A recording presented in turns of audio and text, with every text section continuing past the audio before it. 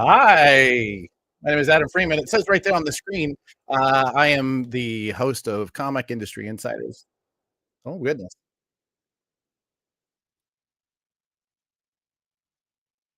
Kyle, I'm gonna fix that right there. I'm sorry, buddy. This is us figuring shit out. Doing this live. Once again, my name is Adam Freeman. I am the host of Comic Industry Insiders, a weekly podcast where I get to talk to the movers and shakers, the people behind the scenes of the comic book industry, and oftentimes in the front lines, of the front counters. Um, we get the chance to talk to each one of them, get to know them as people, get to know what it is that makes them tick, and how they got to where they are, and how that can help you or your business or career in comics. Today, we're trying something very new. Obviously, I'm still figuring things out. We brought in my friend Kyle. Kyle, if you are there, I'd love to have you up on the screen here for a minute. Hey, buddy. What's up?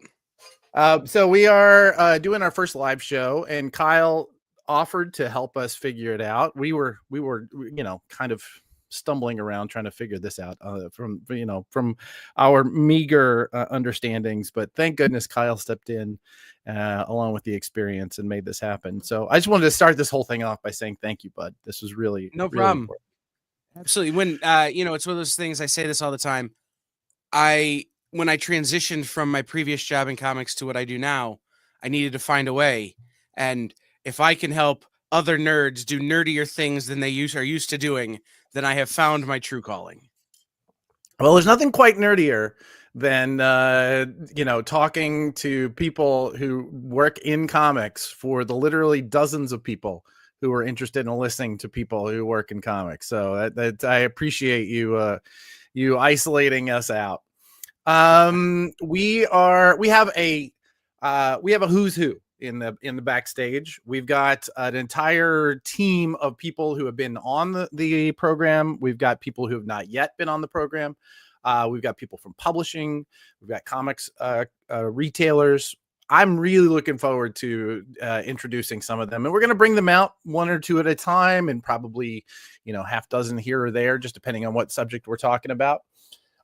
So just because I am really comfortable interviewing people and less comfortable talking directly to you, I'm going to bring out my my old friend, Mr. Philip Sablick. Kyle, if you wouldn't mind bringing up Philip, now publisher of Ignition Press. Did I get that right? You got that right. You got that right. First try. Good job, buddy. I know. Well, I've been at this a little bit. I'm almost professional, nearing professionionality. Same here. Same here. Just like another couple of years, I might reach professional status. Where did you? How has your? I'm sorry, Jeremy asked a question in the chat about this, and I'm gonna let him ask it later. And it's throwing me. How has your 2024 been? Let's talk about how this was. You were one of the people who have been on the show this past year. I'd love to hear how that experience was for you, and if you've gotten any feedback, and also kind of just like a generalized, how was 2024 in the Sablick house? Well, the 2024 was a wild ride and lots of really big changes for me. As you hinted at, and the episode, great experience. My therapist says I'm processing it very well. So we're getting there. No, seriously, it was so much fun. I think you and I both got dove so deep into the weeds that we had trouble crawling out, and probably could have gone 4 hours pretty easily. Easily. Had so much fun.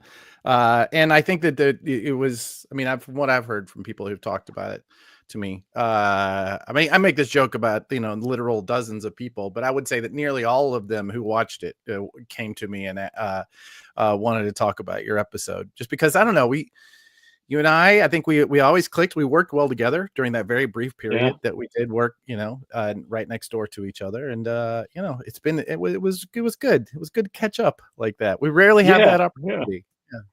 Yeah. Usually it's the, 10 minutes at some event. How you doing? How's the family? Like, what's new? Oh, I like that thing you did, Yep. But Yep.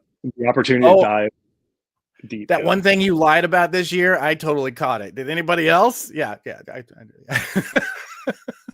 What? No, no. I mean, Yes, James, he is a ray of oh wow. sunshine Hey, James. Oh, that's too. James, awesome. Um, if you're interested in coming on, I'm sure you have some stories from this year that we'd love to hear. Make sure to hit me up and we'll send you the link. But so I'm actually curious. Where do you think comics as an industry, where does it stand right now? Is there another period in your career that it best reflects where we sit at this moment? I don't know that there is. I think in 2021 or 2022, one of those years, in my Comics Pro presentation, I said like this is truly an unprecedented moment. Kind of the pandemic and post pandemic, and knock on wood, hopefully a once in a career, once in a generation sort of event.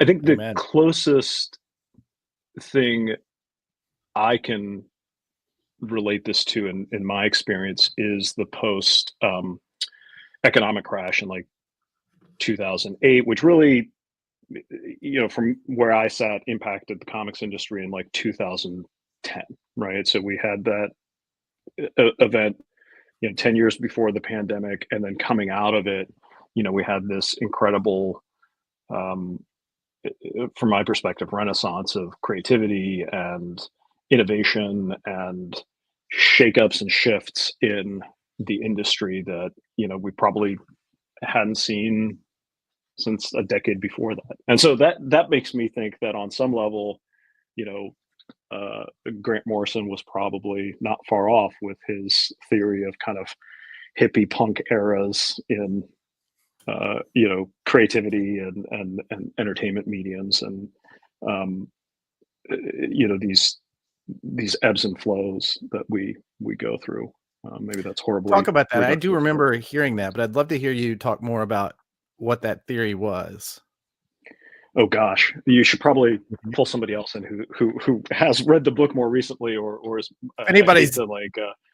in the back room Um, that knows what he's talking about, we'd love to hear you put your hand up. apologies in advance to Grant, who is brilliant. I'm probably going to do a huge disservice to their thesis, but the idea being that every generation reacts to what the previous generation was doing, and that there are these.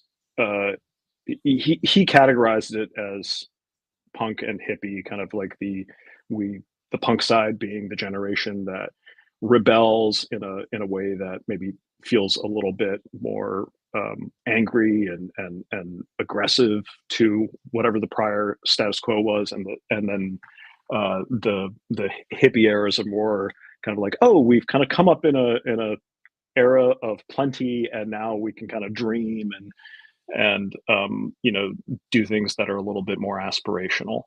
And he goes through, if somebody else remembers what the title of the book is, which I'm completely blanking on now, he goes through the eras of comics and makes the case for that ebb and flow throughout. So I think I we're can see that. probably going I through mean, those if you look cycles. back, I mean, there was so much creatively that came out of that post 2000. I mean, for me, it was the most transformative because it pushed me into publishing out of retail, Mhm. that 2008 like crash.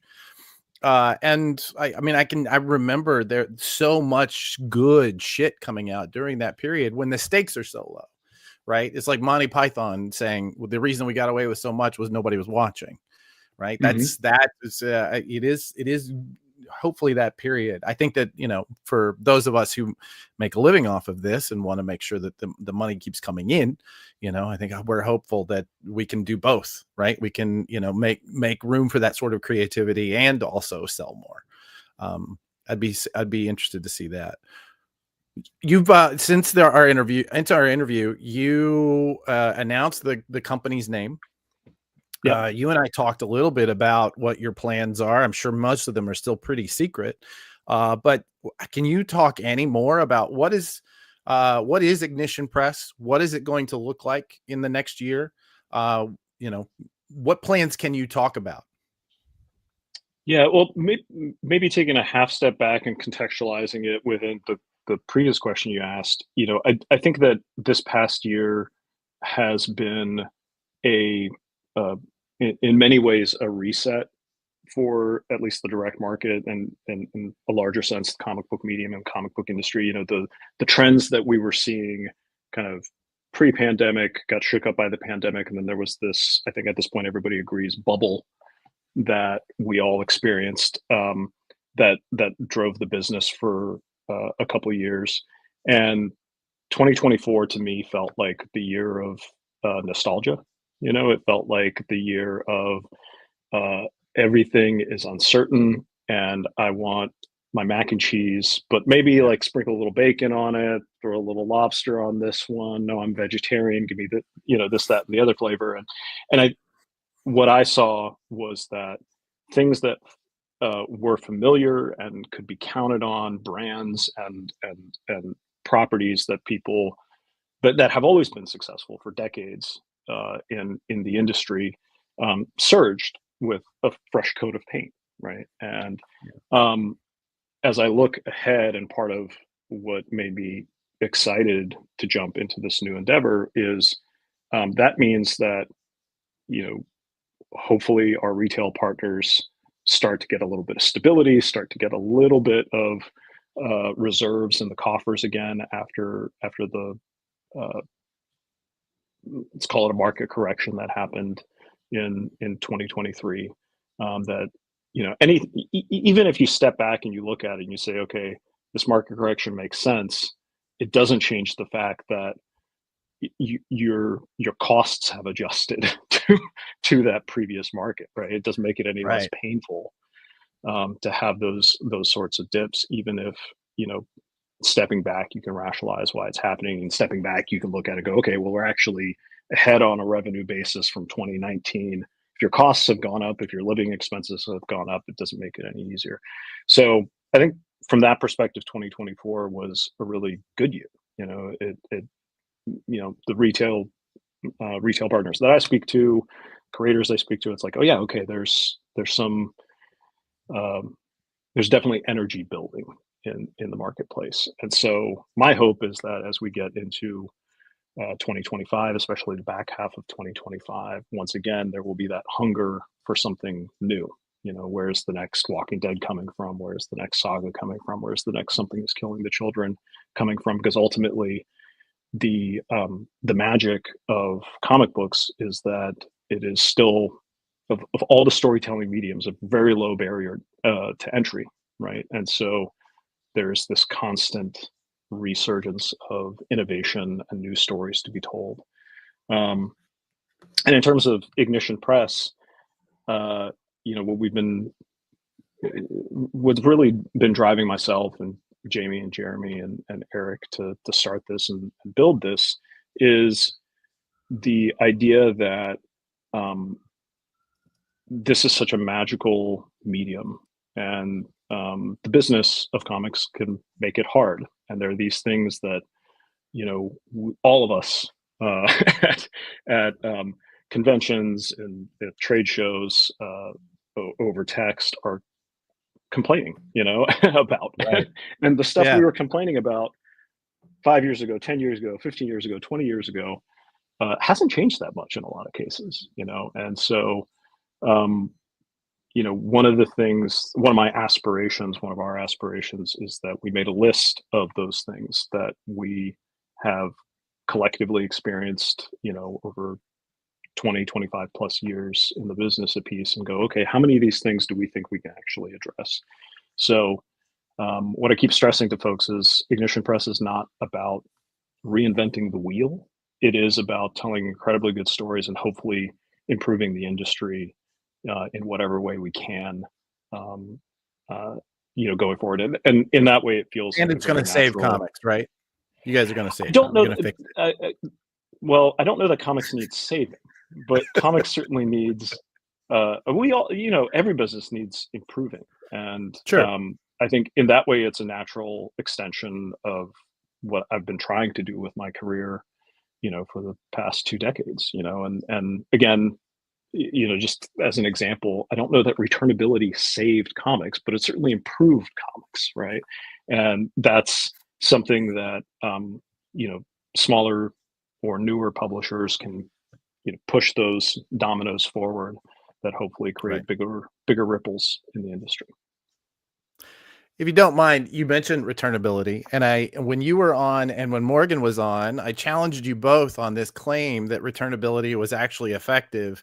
And since I've got you both possibly in the same room, Kyle, let's bring up Morgan. Look at this. My Hi. goodness. Hey, Morgan. It's like Boom 2019. It's crazy. Look at this. Except I'm not having a panic attack in the corner and Jen's Haynes isn't filming it. And there's a lot more salt and pepper in this beard, so. Yeah, the salt's coming in hot.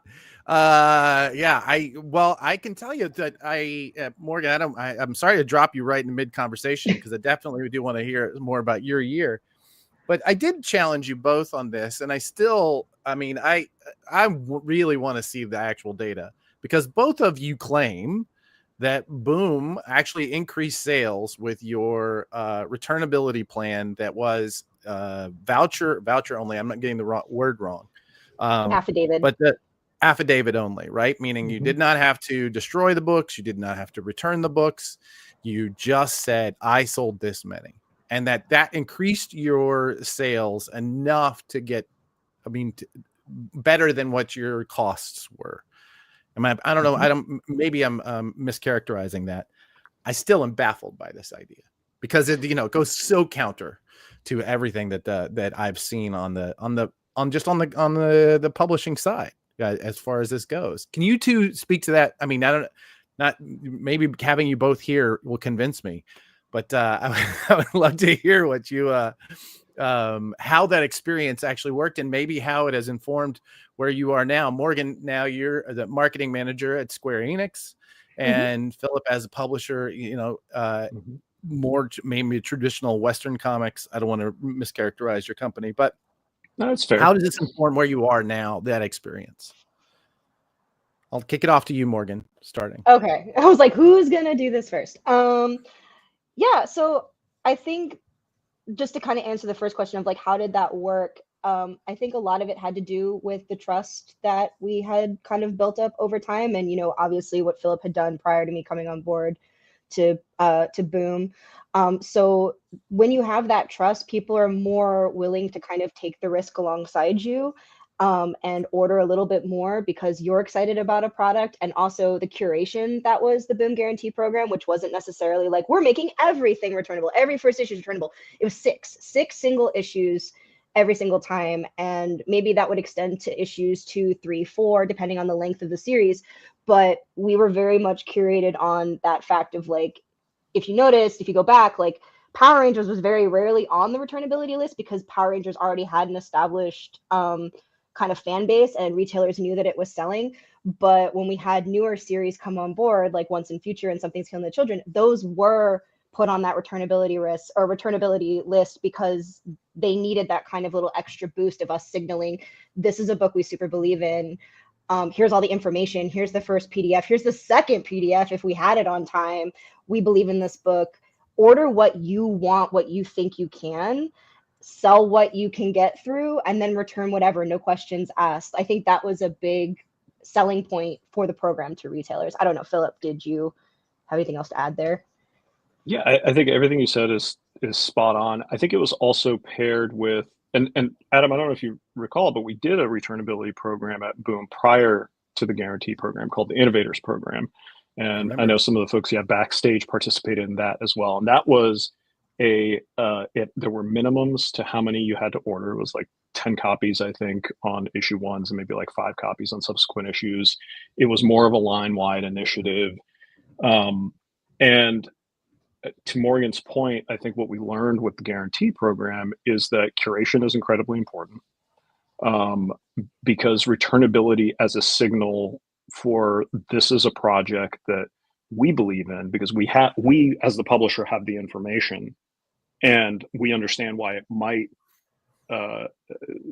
be more of a risk on the retailer's part to take a position on it. But then I think the other thing is that we paired it with additional support, right? So it wasn't just returnability as the single leg on the stool. We launched the program with a floor display, which was a pretty significant investment for Boom at the time, but it was a 6-pocket floor display. So it was made specifically for that program, and the 6 issues were supposed to go in there that came out every single month. There was a sales sheet that went out to retailers that Morgan put together every single month. There was, Morgan, I misremember, I think we did double-sided posters for the first 2 or 3 years of the program that came out monthly, that then was point of sales material that stores could put up to support the program.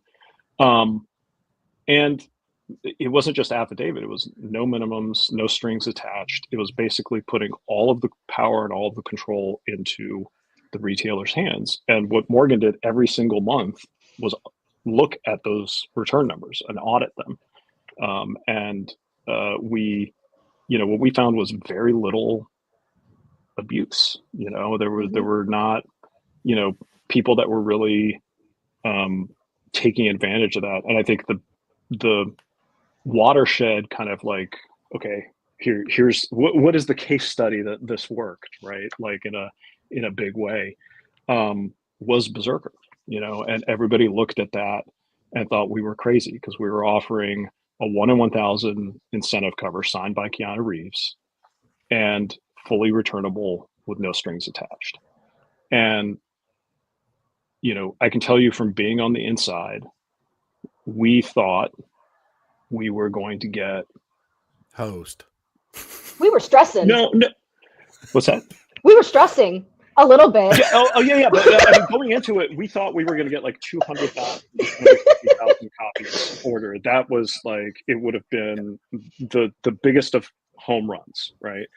And but we had retailers come to us saying, do you really want me to take a swing on this? Like, this is going to be the biggest thing ever. And we kept telling them yes. And we ended up, again, if memory serves, Morgan, correct me where I get this wrong, but we ended up with north of 650,000 copies ordered across all the printings. I think the first printing, where did we come in? Like, it was over 450. Oh, okay. It was around 400. We didn't hit 500K on the first printing. We hit 450 because I remember being like, what? Every time I saw those numbers jump on the back end. And I could tell you there was, and again, Morgan, keep me accountable here. I think there were maybe 15 retailers that we had to call specifically because we got the numbers from them. We were like, hey, this feels to us like a lot. Like a lot.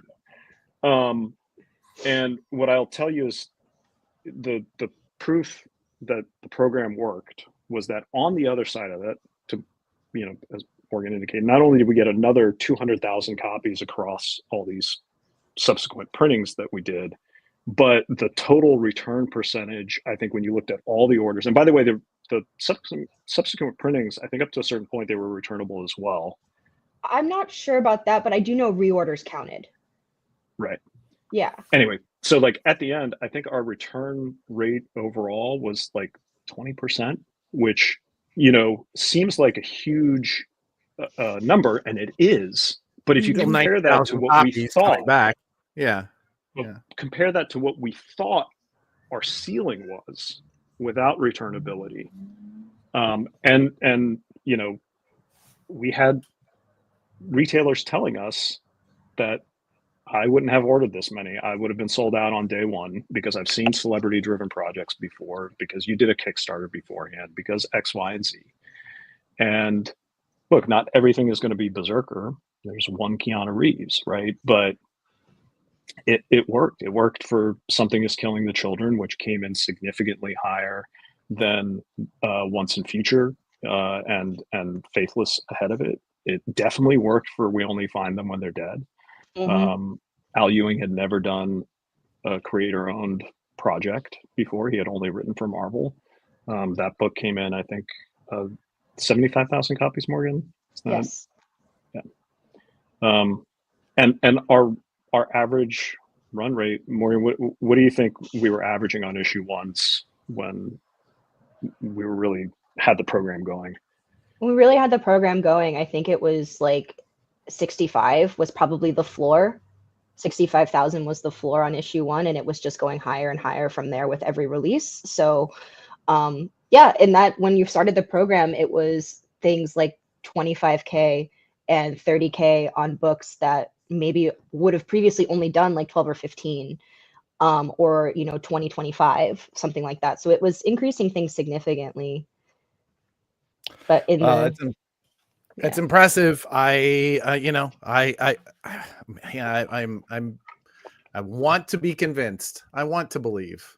I truly do. So I appreciate you both coming on. Philip, before we lose you, because I do have a bunch of other folks in the back room that I really want to get talking to today.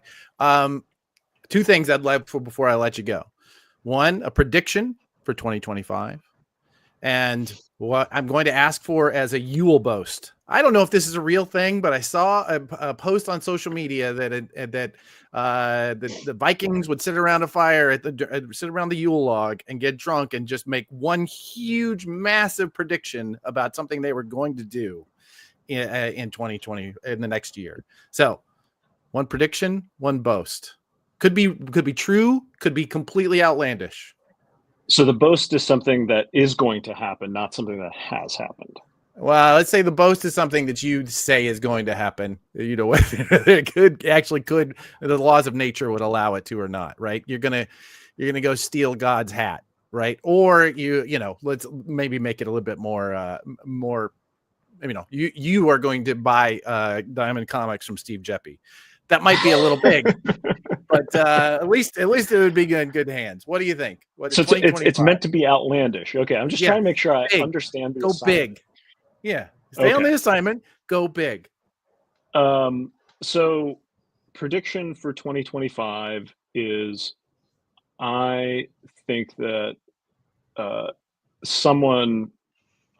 creative team, a publisher, is going to launch the next big creator-owned or original franchise. I think the next, Something is Killing the Children, the next Walking Dead, the next saga is going to get launched in the next year.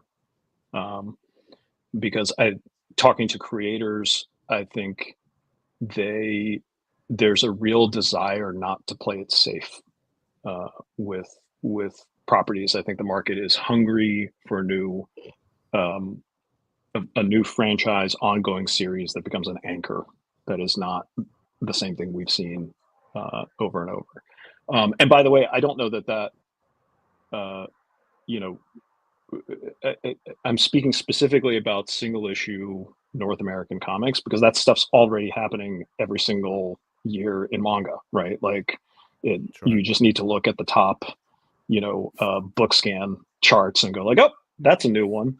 And of course, if any retailer is watching, you just need to listen to Morgan about which series that's going to be. And then boast. Oh man. How outlandish. I'm not, that's not usually like a thing I do. I know, but I wanted you to get real pro wrestler here. I want to see like, what is the, like, I mean, you could even couch like a hint at something in that sort of outlandishness. You could pretend that you're about to give us something real, and it could be just, I'm sorry. I dropped this on you. Everybody else is going to be prepared. I apologize, man. This is you're first through the door, buddy. I don't know. Okay. Hold on. Here, Morgan, you do a prediction and I will come up with a boast. Okay. Prediction for 2025 is that comic shops are going to sell more manga, but not specifically the manga that are like having large stream anime going on. They're going to start taking some risks and building that audience. I like that. I hope that. Right, I want that to be true. Here's my Yule boast that the adage in our business is that comics will break your heart. Yeah. And so my Yule boast is that Ignition Press will mend some hearts. There we go. Thank you, buddy. I hope you guys have an amazing year. I'm really looking forward to Ignition Press. Whenever you're ready to start talking about real details, I can't wait to be a platform where I pick them apart. You know, and Comics Pro's coming up, buddy. So you know, I'm not walking in without something to say. So that you haven't rehearsed 80 or 100 times already. Awesome. At least. Thank you so much, buddy. I really appreciate it. Good to see you both. Happy New Year. And to you too. Morgan. Adam. So how was the rest of your year? We talked, you were pretty early in my process for this. It's been a few months. How has the rest of your 2024 been? It's been really, really good and also super interesting from the manga perspective. So I can't complain. Yeah. That's very true. I mean, have you seen some of that growth that you were talking about, the big push into the comic shops? Because that's most of what we talk about. It's been slow. I think when I go into comic shops and I kind of like look at people's manga sections if they've got them and kind of see what they're stocking, I'm seeing kind of the same things over and over and over again, which kind of speaks to a pattern of how people are ordering a little bit, which makes me curious about like what's the education on manga with comic shops like currently from other publishers. Is there other things that we can be doing? And then I've been having phone conversations with a bunch of different retailers about manga, how they're ordering manga, what they're seeing from their customers, how their customers are buying manga from their comic shops, because it's a vastly different buying market than the manga customers that are shopping from Barnes & Noble and Amazon, or even like going to their local library and stuff like that. There's a lot of challenges that the comic book shop faces that those outlets don't, or different challenges rather. Right.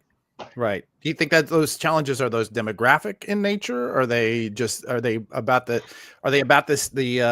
gatekeepers themselves, or is it about the audience?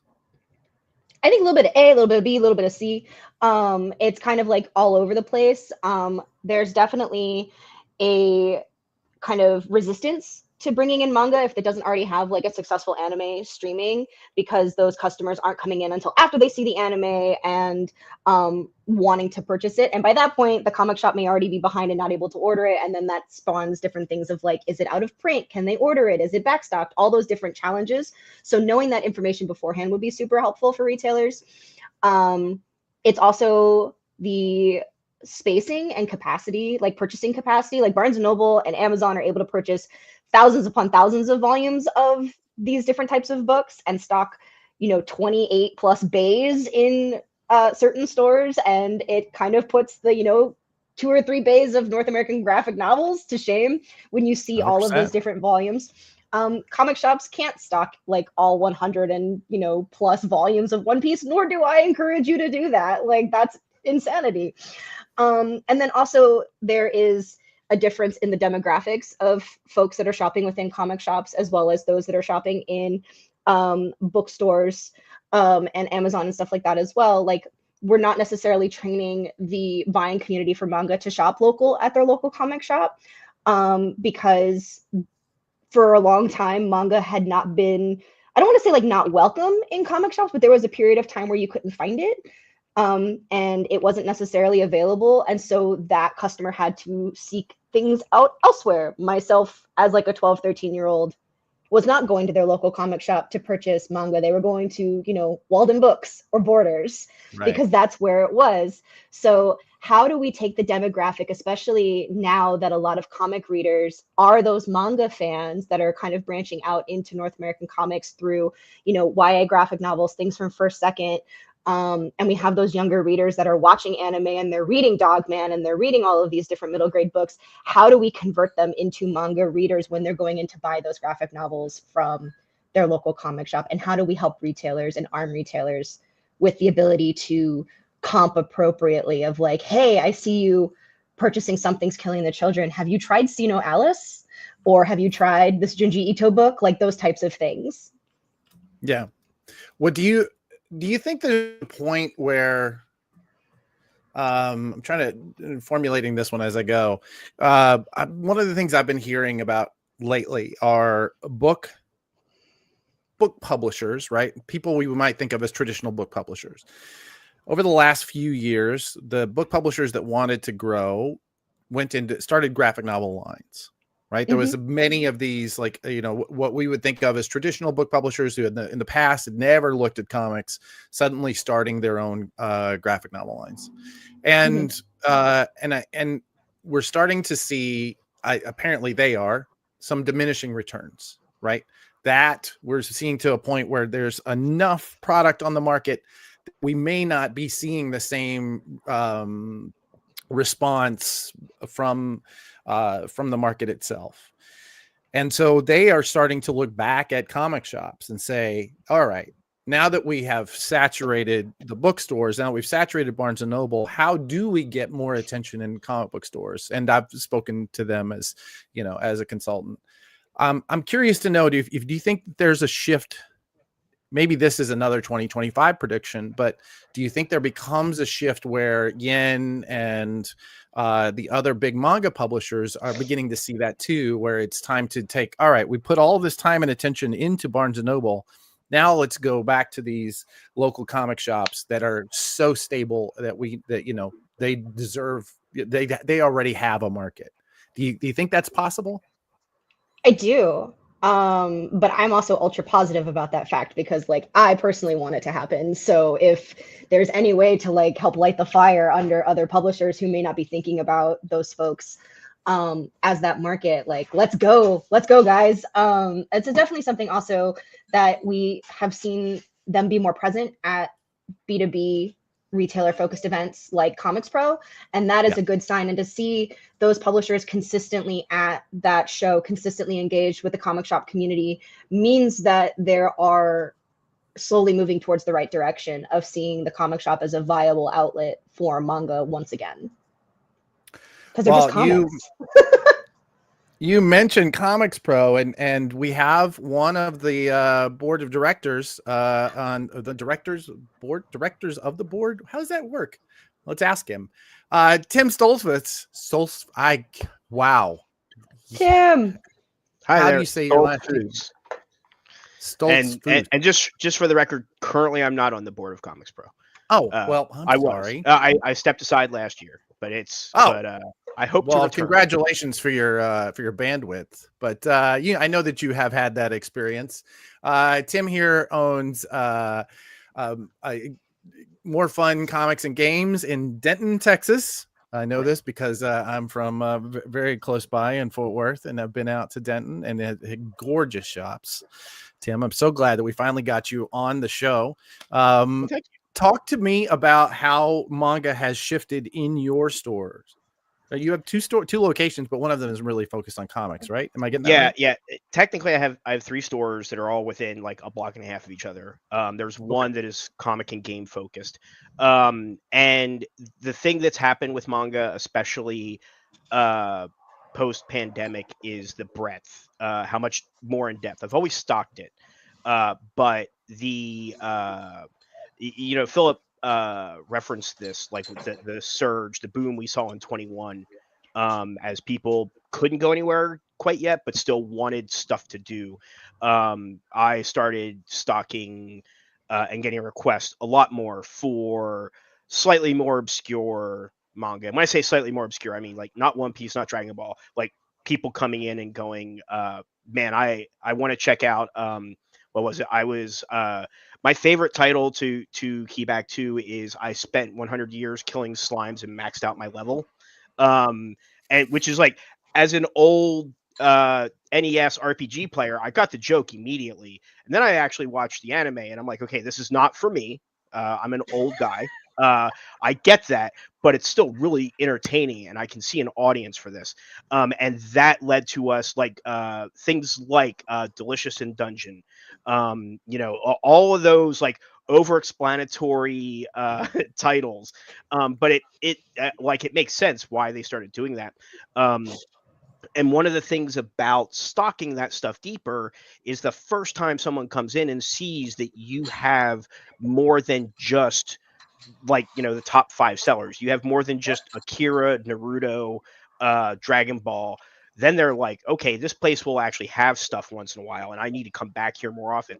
And then they start requesting it, and that's how you figure out, okay, these are the titles I need to focus on. I mean, there was a 6-month period where almost any volume 1 that was in any of my catalogs, I was ordering, 2 to 4 copies just to see what would stick. And then I had hardcore manga fans that were regulars that we knew by name, that when something didn't stick, well, I was like, hey, do you want this for half off? I just need to make space for the next series, right? And that's and so like, but it brings in a whole new approach, a whole new audience that we're not typically exposed to. And also it leads to add-on sales of merchandise that's related to that audience is interested in buying, that we're not, that our typical monthly American periodical comic buyers are not super into.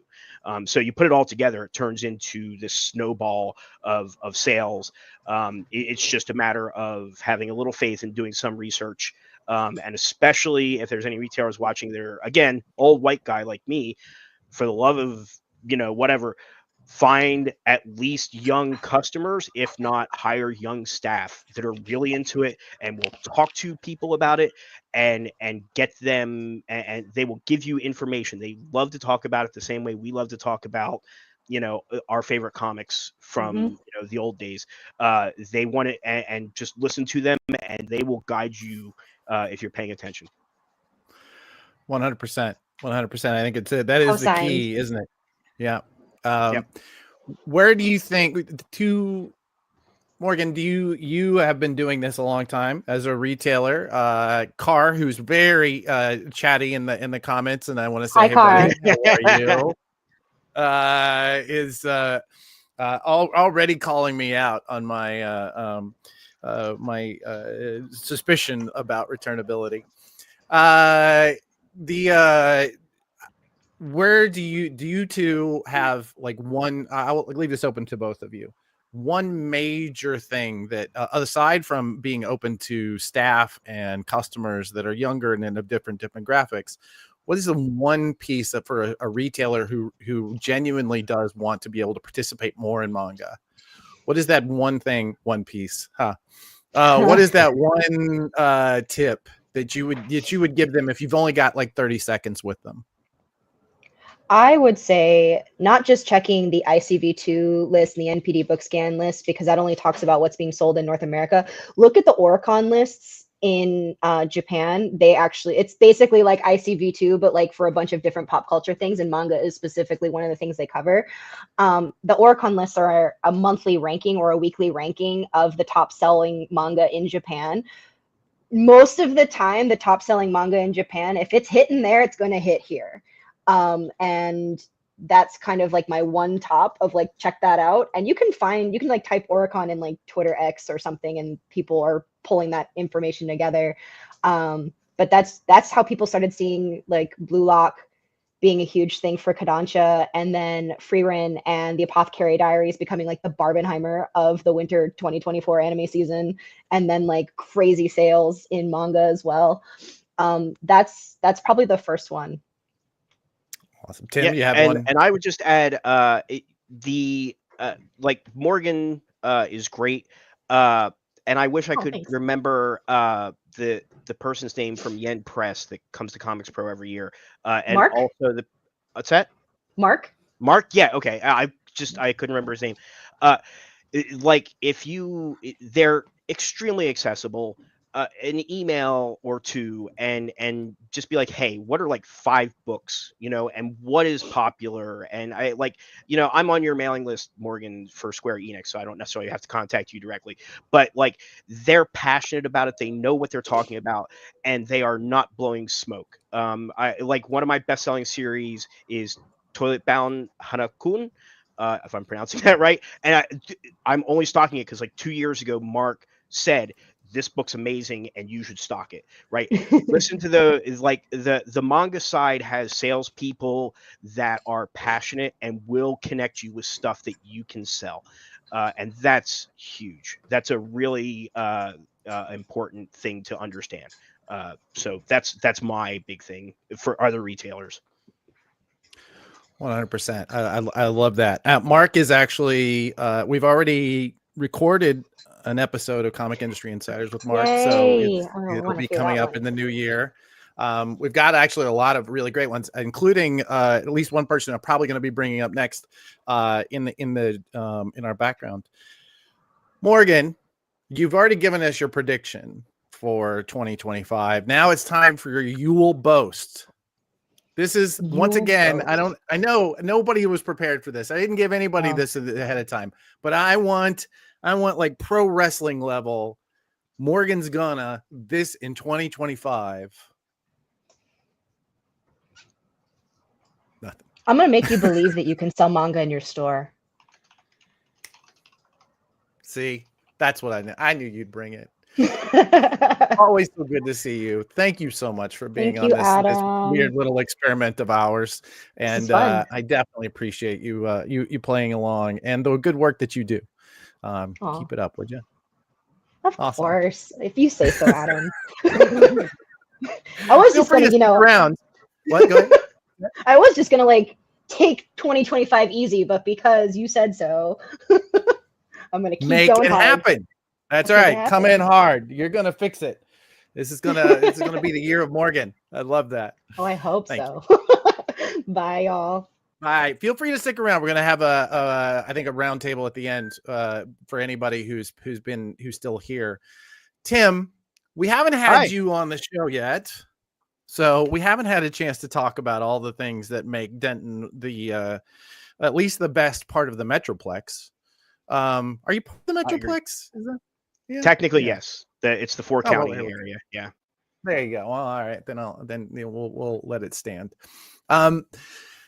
Where do you think comics is heading? Maybe not in 2025, but just in general. Like you have been.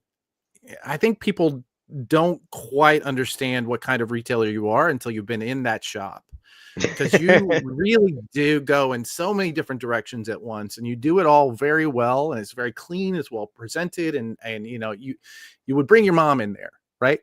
So I guess my question is, what are you looking forward to? Not like I can't wait till this happens, but like what are you preparing for? Philip hit a nail on the head when he mentioned nostalgia. But there is a second kind of nostalgia, and it's nostalgia for things that you never actually experienced, that we are seeing. When I started More Fun in 2003, the idea of back issues was anathema to me. As a new store, I was just like, this is, it's too expansive. There's not enough money in it, blah, blah, blah, blah, blah. All right. In the last year and a half, with the help of my business partner, Keith Colvin at Keith's Comics, we've leaned into back issues. There is a huge market out there, because for those who don't know, Denton is a college town. Within a mile of my store are 2 state universities and a community college, that you just walk north, or I think it's west, to get to University of North Texas and TWU. And when those college students come in the store for the first time, and they see, here's the funny thing for us, again, us older guys, they see things like the foil covers from the 90s that we were printed in the millions, right? And we took for granted. This is all crap, right? Whatever. They're just Right. like, this is just a cool thing I want on my wall. And they aren't even necessarily worried about the story. And they will spend $6 to $10. And then there's stuff like Wolverine 75, which the last time I had it, I think was a $30 book. It's been a while. But like, my point is like, even X-Force #1, the polybag book, like the Deadpool card, that's like a $30 book now easily. But even the Gideon cover, like the one with the Gideon card, is an easy sell at $6. Younger people see these old items and are chewing them up. They love digging into the history of this and experiencing in their own way what we experienced when this stuff was new releases. And so I say all that when I talk about nostalgia. There is a return to the page going on.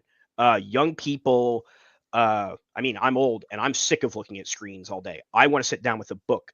And I 100%. absolutely see it in the stores when young people are excited to come in and buy a book because they are looking forward to turning their phone off and stepping away from the computer and losing themselves in a great story. And I think that is going to be a motivating factor for the next several years.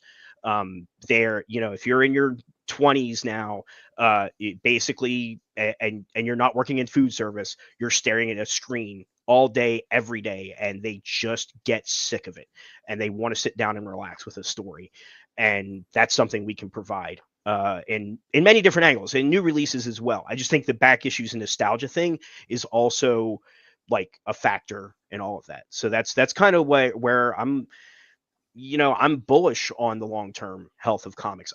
I do think that the general monthly periodical offerings could be trimmed back a hair to be a healthier overall industry, but that's at the edges. I think the amount of books we're going to sell and then turn some people into collectors of monthly comics, like that's where I think the future is right now. You said something there that kind of sparked something that I'm not know if he's going to be available. I see his camera down, but something you just said sparked me in thinking about the new releases being trimmed down a hair. That always for me, it always sounds like a regulatory thing. It sounds like you're trying to say, these people that are putting this product out, you're putting out too much product. I can't order it all. Isn't the point that you are the one who gets to decide what you're ordering? Isn't that kind of the point? You are correct. It succeeds or fails because of you, right? Yes. Okay. Now that said, Adam, have you ever done an FOC? Of course. Yeah. I did. I just didn't know. I mean, but now that said, when's the last time you did an FOC? I asked that because no, it's a fair question. Now it's a fair question. It's a whole different animal. Hey, guess what? The last 2 months, I didn't do initial previews orders, right? Because I just didn't do any of them. The thing that happens when you're having to go through the final order cutoff every week is it becomes an exhausting process. The number of covers, the number of titles, and especially if you're a new publisher or a smaller publisher, the number of times I'm just like, nope, I'm just skipping this publisher entirely. I've never seen anything in their output that I'm interested in, that I think my customers are interested in. Like there is so it's I don't want to. So I was about to a fellow retailer pointed out it used to be like the comic biz when you looked at the sales. It was like New York City, right, where there's like these big spikes in the middle, and then other modest sized buildings like illustrating the sales, right? And then nowadays it looks like a wheat field. Like until I will say this has changed in the last year and a half, but there was a good 4-year period there where everything there was a bunch of stuff you couldn't see and a bunch of stuff that sold mediocre at best. And like, so there's just so much out there trying to plod through it all. I'm not trying to say like everybody needs to cut down, but it's like there is definitely an element of products that are being thrown onto the shelves that are not being well thought out in how they're going to be successful and how those books are going to find an audience. And it's, I used to joke, it's changed, but I used to joke. It's like, tell me what your marketing program is. And if you say a previews ad in a Twitter account, that's not a marketing program. Well, you're absolutely right about that. And there's entire publishers that have come and gone that was their entire plan. And well, that's true, but we could also point to as many retailers and I mean as many restaurants, right? Pick them, right? The people, very rarely go into. It's very often people go into business poorly. Yeah, I want to bring in Brian Hibbs here into this conversation because anytime we talk about trying to control how the industry goes, I feel like Brian's voice is somehow always jumps in. So, hi, how you doing, buddy? I'm all right, man. Happy New Year to both of y'all and to all the audience. To you too, my friend. If you don't know Brian, he is the head cheese, the owner, I don't know exactly how you call yourself anymore, the Comics Experience in San Francisco. He has been a voice in our industry, I think probably since the first day he put comics on a shelf. And we have a really fantastic episode with Brian coming up where he and I just we mixed it up. Like we took the gloves off and it was fun. I gotta say, I hope you enjoyed that as much as I did. Can we talk about Brian? That's why I did it. Turns out, I started to not argue with Brian on his interview, and I realized that'd be doing a disservice to Brian. He just likes arguing. Why wouldn't I? Brian, talk about this idea that Tim is bringing up, that there are too much product, too many SKUs, too much product available. Is this even something that can be, and at this point, or even should be controlled? Obviously, I have my own mind, but is this something that you see, and do you feel like it's something that even can be addressed?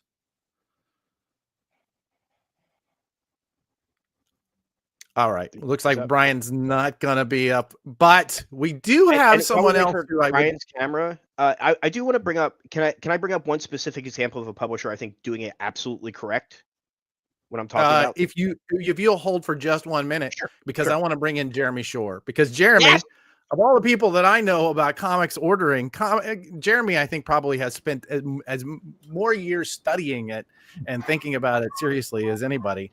And I believe our highest trafficked episode of the year is the wonderful interview that Jeremy, that you and Cecilia did with me earlier this year. Thank you so much. I mean, that you did with Cecilia. I was mostly sitting there nodding my head, since I knew you could have talked to her for 4 hours and only gotten the first 3 years in. You know that. Oh, easily. She's just such a joy to talk to. And yes, you guys have done so much to make, like, comics is we talk about comic shops being special because they are places of community. And I mean, the fact that she and you, I'm sorry, I'm going to bring you in on this. I know that you try and deflect so much of that to her, but the fact that you two have worked so hard to create community and have done so in so well, just, I mean, almost elegantly, I think is actually a good word for it. Plus, I'm realizing another Metroplex member here. I've got 3 Texans on the screen. Look at this. So Jeremy, in the chat, you were talking about how there are too many covers. Tim is saying, publishers are coming in not really prepared to market. Is this something that can or should be controlled? Or, I mean, I believe personally that you are the one that controls whether something succeeds or fails, right? That's the way it should be. Yes and no. I think that there are publishers out there who deliberately produce too much product. Okay, and we can mention them by name if you want. It's really, sure. Let's hear it. I mean, the first criminal, in my opinion, is Marvel. The issue 14 doesn't need 17 covers. It just doesn't. Okay, right. That kind of thing. Now, at the same time, I, as a responsible retailer, certainly control the reins of what to order and how many to order, and do I want all 17 covers? I got all that. But see, then I look at my sales metrics and I go, yeah, there were 17 covers, but I sold I had pick a number of subscribers, and I sold that number in subscription plus another another factor of that, and sometimes a multiplier of that, of the extra covers, because I had them on the rack.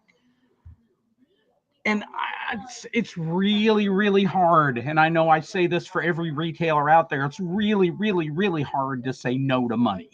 Okay, if it's gonna sell, but sure. But then I have to rotate back to, okay, if it's gonna sell, that's cool. But you have to order carefully. You have to order conscientiously. You have to order practically, yeah, you got 17 covers. I might order one of, there's a number of those covers that I order one. And sometimes I order two, and I put them all in a big stack and let people find them and just don't worry about it. Because what Marvel really wants to do is crowd people's New Week rack out of every other publisher except Marvel. Because I have 17 covers, that's gonna eat up 17 spots on a lot of people's racks, unless I'm mistaken. And feel free, folks, to correct me on that. If you've got stuff, you're probably gonna, depending on how you rack your comics, you're probably gonna crowd out a lot of stuff trying to put all the variants out there. It's interesting is and that may be it, is that you are crowding out the other product. But we started this year at Prana, we started this project where we're taking data from a couple of folks that are on the call here. We're going to bring in a little bit later, Manage Comics and hopefully soon Comic Shop Assistant. And what we've been able to do is take the pre-orders, the subscriptions and pre-orders, and just analyze those, right? Not what you ordered for the shelf, not what was sold through or sold in. That conversation has been had over and over again by people like us, to a point that only interests people like us. But it is one of those conversations that this comes back over and over again. So we sat down and analyzed it, and what we found was, when you just look at that metric, Marvel is still far and away number one. However, the shrinks, that gap between Marvel and DC shrinks quite a bit. And the gap between DC and Image is almost non-existent, right? Because at that point, it really becomes about consumer demand. But Marvel is still winning, right? They're still winning, but you're right. They do win on the back of SKUs. The SKU count is where they do it, right? Yeah. So are there any other, in this day and age, I mean, there was a time when Diamond could have said, sorry, 5 covers only, right? At this point, that's not really even available. So I guess my question is there a point at which, is it even possible for a shop to carry everything? No. It's impossible for you to carry everything for the shelf, right? What does that even look like? And I should couch this a little bit. When I say something like there's too much product, it's as much a warning to people thinking about entering the market as anything else. It's not. I'm not sitting here saying I'm going to pick and choose who the winner and the losers are. That should not be a thing. I agree with you 100%, Adam. But it's have a plan. Make sure your product is going to get in front of people's eyes. You can't stock everything. You really cannot. There is, I'm sorry, but I don't have an audience for a Three Stooges comic. I'm not even going to bother to order it. On the other hand, I want to I want to sound positive. A company that I think is knocking it out of the park is Silver Sprocket. Really unique product line. That they are marketing well and is easily orderable and is attractive on the shelf. They're doing so much great work. And is constantly in stock. Yeah. And you put all that together. That's in my opinion right now, if you're a new publisher, you really need to look real hard at what Silver Sprocket is doing. And not just copy them, but understand the underlying fundamentals of what they're doing and why their product stands out and why, at least for me, it sells well. That's the thing is if you're just putting out there was a publisher at Comics Pro that was announcing a new launch this year, and I was on the round tables with a guy from another store, and he straight up said, he's like, look, this is all genre fiction. There's a lot of that in the market right now. What's your hook? Why is yours better?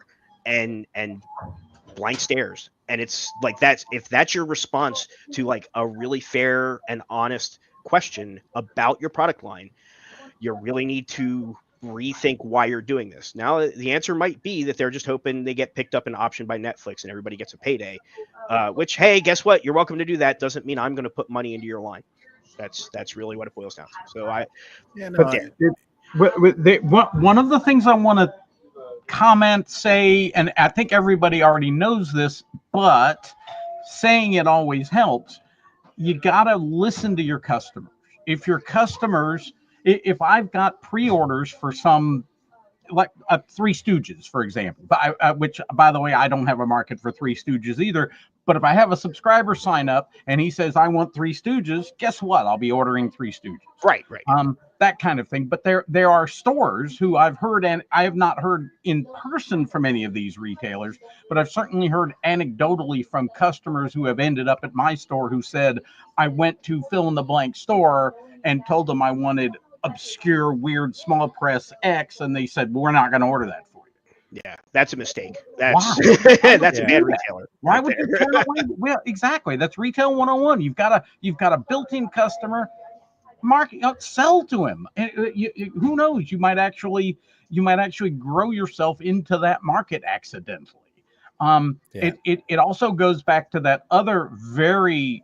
It's a trope, I know, but if you only stock and try and sell the stuff you personally like, you're not going to go very far. You got to stock and sell what your customers want, even if you hate the fact that you're stocking and selling, because their money's as green as anybody else's. 100%. I love that. Tim, one prediction for 2025, and somebody's gonna nail this soon, and then a Yule boast. But one prediction: what do you think comic is going to happen in 2025? You talked about what's on the horizon. What I think is going to happen in 2025 is that people are going to rediscover loving comics in a way that they haven't in a long time, thanks to Superman. That teaser trailer is off the charts. I think James Gunn gets it. And I also think the combination of that and what we're seeing so far in the Fantastic Four movie, we're going to finally hit a period of like, wait, this stuff is supposed to be fun. We're supposed to love and be inspired by this in a way that we really haven't seen, I would argue, probably since, the hammer in Cap's hand in Endgame. And that is my prediction for 2025. And that will lead to, I think, a huge resurgence in sales. I think we've hit a point where people are worn out by, for lack of a better way of putting it, the second grim and gritty era of realistic whatever. We went through it in the 80s and 90s. We kind of got back to it. And because, one thing, there's a lot of talk about, I'll put it this way. If you watch the superhero movies that came out this year, superhero related, right? There was Drek by Sony that is completely moribund and unexciting, and that the audience responded accordingly. And then there's Deadpool Wolverine, which, if you get past the R rating and the obscenity of it, at its heart, it was a love letter to those stories and those characters, and it was wonderful, and people responded to it. And I think we'll see more of that in 2025.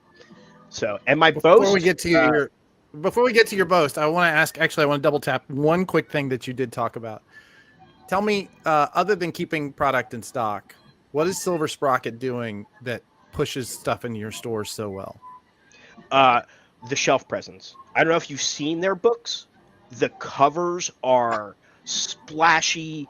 They have books that have gold foil embossing when it fits, but the graphic design jumps off the shelf. And it pulls people's eyes into the book, and gets them, as opposed to when you look at random wall of books that all have the same pose covers. This is, by the way, one of the reasons back issues are doing well. The old school cover aesthetic, young people love that compared to everything just being a posed poster. But that their aesthetic as a line is off the charts. It's colorful, it's exciting, it gets people excited just looking at it. So you'll boast. Let's hear it. What is 2025? Tim Stolfitz. Huh? Does it have to be comics related? No, let's hear it, maybe. Let's go. Okay. Let's go. I'm going to do my first ultra marathon. I just decided that while I was on this call. I've done marathons That's in the what I'm past, talking but I've never about. done an ultra. So I'm going to do sometime by the end of this year. I'm going to do a 31 miler. So 31 miler. That's my boast. Oh boy. Well, I can tell you, I haven't gone through that training. That's a real deal. I'm a glutton for punishment, and I'm also bad at quitting. So anyway, feel yeah, free to there's stick my around. I'm hoping to bring back a full panel here at the end, but absolutely, I wanted to say thank you, Tim. I'm so glad you jumped on, man. You run a great shop, and I'm Sure. Thank looking you for forward to having me. seeing what you do this And year. pleasure to meet everybody in chat too. Absolutely, Jeremy. So, what was the response? What are the 24 circles mean? What do you think they mean? Well, I'm sure it's something Zen. Something's in that regard, but I'm sure there's something more to it. Yes. Yeah. Yes. Our house is pretty much completely the aesthetic here is sort of chaotic clutter. As you can see, we have a lot of chaotic clutter and a lot of abstract art and a lot of comic book art.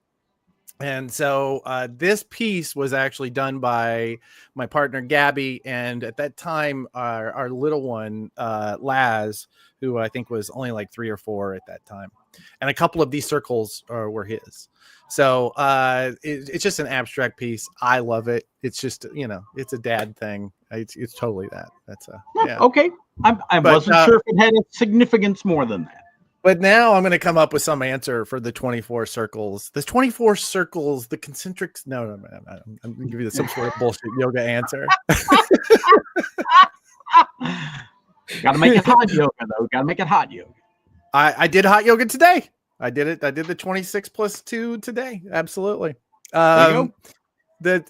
Tell me something we didn't talk about in your episode, since we're talking about health. I think we did talk a little bit about it, but you are even trimmed up even more. And that was really a legitimate, like, intentional movement. How has that been for you? Like, you really focused in on that.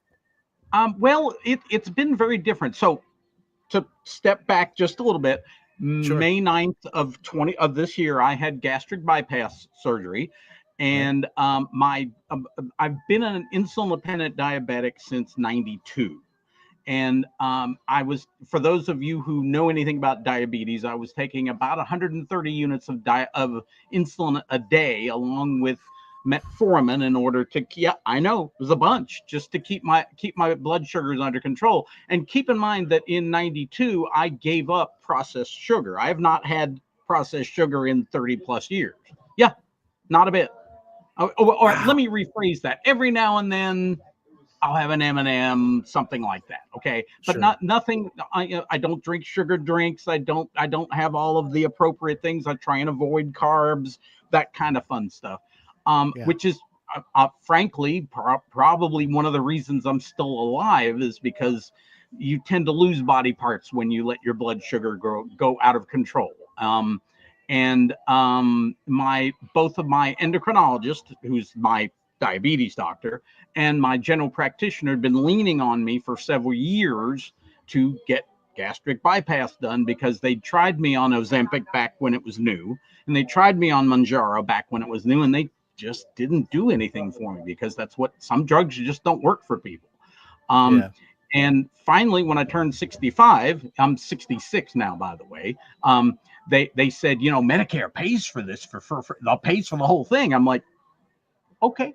So I had the surgery done in May, and other than, to be 100% honest, it really wasn't terribly difficult, other than the fact that my stomach is now about this big. I'm not exaggerating it. I eat Jimmy John's for lunch. This is half of a Jimmy John's, because that's about all I can get in my stomach. And consequently, the weight just kind of keeps falling off. I'm down to about, I started out at 260. I'm down to about 175 now, and probably based on their stats, I'll probably end up at about 165, 170. I didn't go into this with I must hit a number or no. I just wanted to get healthy. And I haven't had a drop of insulin since May 23rd, when my endocrinologist said, stop taking it. Let's see where it goes. My A1C, for those of you who follow diabetes, has been right around 7. At 7.72, which is, it's still not fantastic, but it's not ridiculously high. And my endocrinologist has said, if you're going to keep that number, I think we can live with it, as you know, to keep you off of insulin. And so that was a long answer to a short question. as we've come to expect from you. Yeah, I actually have another another question for you, but before we do, I'm going to try once again to bring up our friend Brian Hibbs. And because I think it's something that both of you and Brian, thank you so much. You've put in so much effort today to try and be on. Because the computer dumped me off. It was weird. The connection was great until you brought me on camera, and then it died and died. So now I'm on my phone. So I apologize for the bad looking picture. No apology necessary. I absolutely appreciate you making the time and all of the effort of trying to get connected. So I wanted to ask you both. You both have thought I know you both to be very intentional, very thoughtful about our industry, and I know that you both to look at the sales numbers with an intent that a lot of people don't often have, to their detriment. What piece of information are we missing as an industry that would actually help your business? Not like, talking about comics in general is almost theoretical, but what piece of data would be useful in your day-to-day that you're not currently getting, if you have one? I'm just dropping this on both of you, and you're both looking up and to the right, and I'm wondering if maybe I got it wrong. Well, I'm trying to formulate and look at the things that would help me be a better retailer seller that I don't currently have. And I think the best answer I can give you rotates around something about where what I'm doing falls in with everybody else. For example, what am I missing? What am I not stocking? What am I not carrying? Because a lot of that stuff, we all know that there's just too many publishers. There's just too much product. We can't all carry it. I mean, I've got a 4,800 square foot store and I can't carry it all. Okay. And mostly all I carry is comics. So the question for me that I'd like to see more metrics of is, what in your store, what in other stores are, I don't know about best sellers, because everyone's going to sell lots of Batman and X-Men and Spider-Man and that kind of stuff. I want to know the stuff that's not on the beaten path that your store is seeing major success with, whatever you quantify major success to be.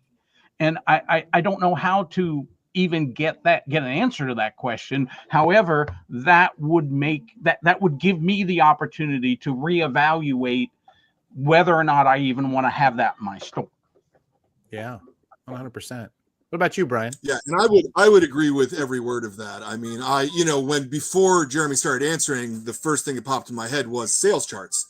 I would like to see national sales charts that actually involved all 3,500 retailers, with all of the biases kind of worked out that way. But yeah, I mean, any way that I can understand what my fellow retailers are selling that I'm possibly missing on is the piece of data that is gone from this business, and I don't see a way to return it without something similar to sales charts. My hope every year, like I just finished writing my end of the year sales report, and I'm going to print out my top 100 comics, my top 100 graphic novels. That'll be public in a day or two. I wish every retailer in America did a similar thing, where they make a little comment on it too, like, oh, this is why that book sold, that's why this book sold. Because I think it's really valuable to have that sort of peer-to-peer communication understanding that all of our stores are very, very, very, very, very different, and but we all have a lot to offer each other.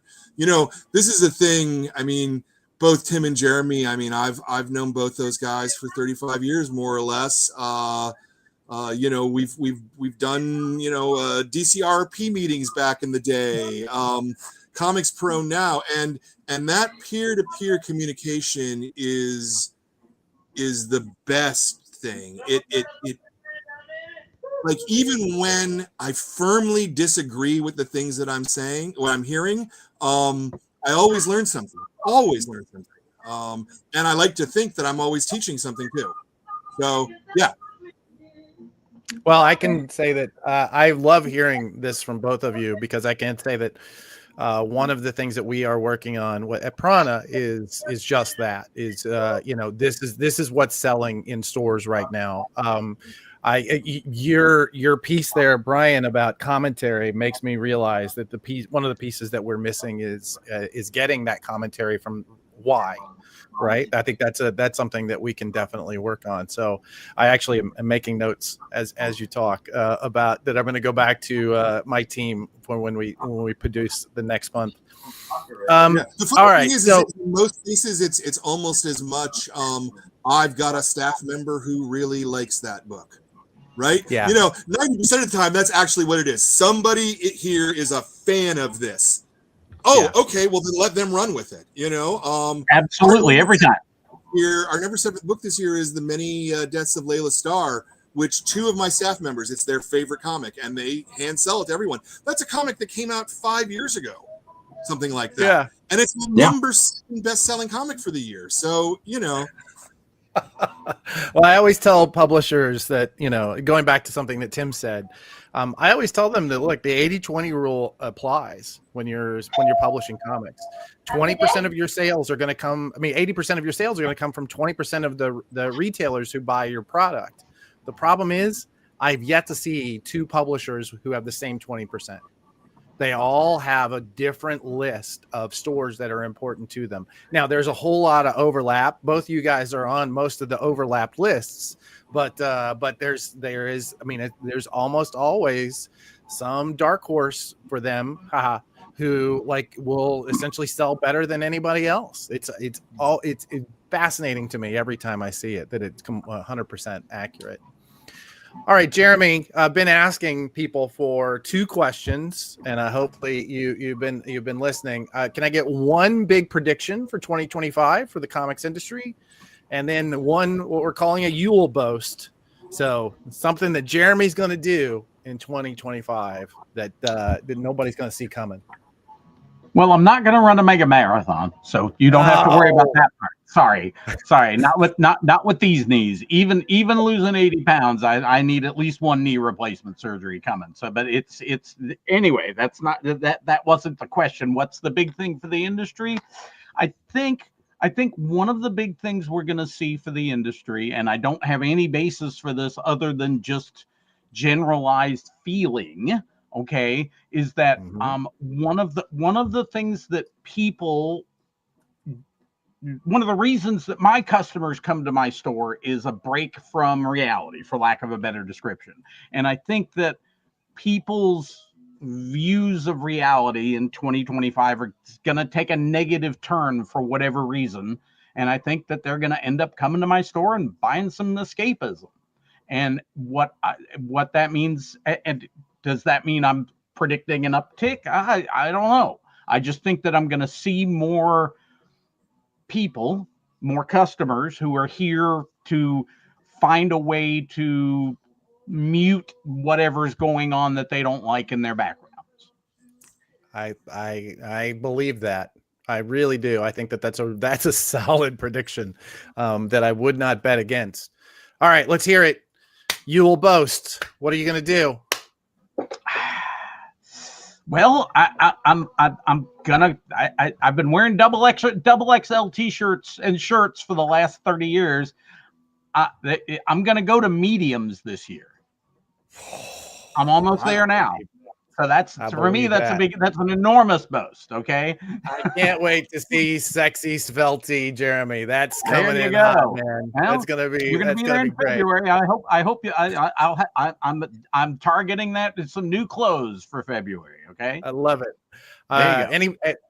All comics publishers who are watching this, medium T-shirts, bring them There for you go. Jeremy right there. Please Comics do. Pro in February. Thank you, brother. Really appreciate it. Please give my love to Cecilia and your girls who did an amazing job of promoting our episode, far and away our biggest of the year. You guys just smoked everyone in the back. It was behind you. It was. I put it everywhere I could. So there you go. You did great. Thank you, brother. All right. I really Thank you. appreciate it.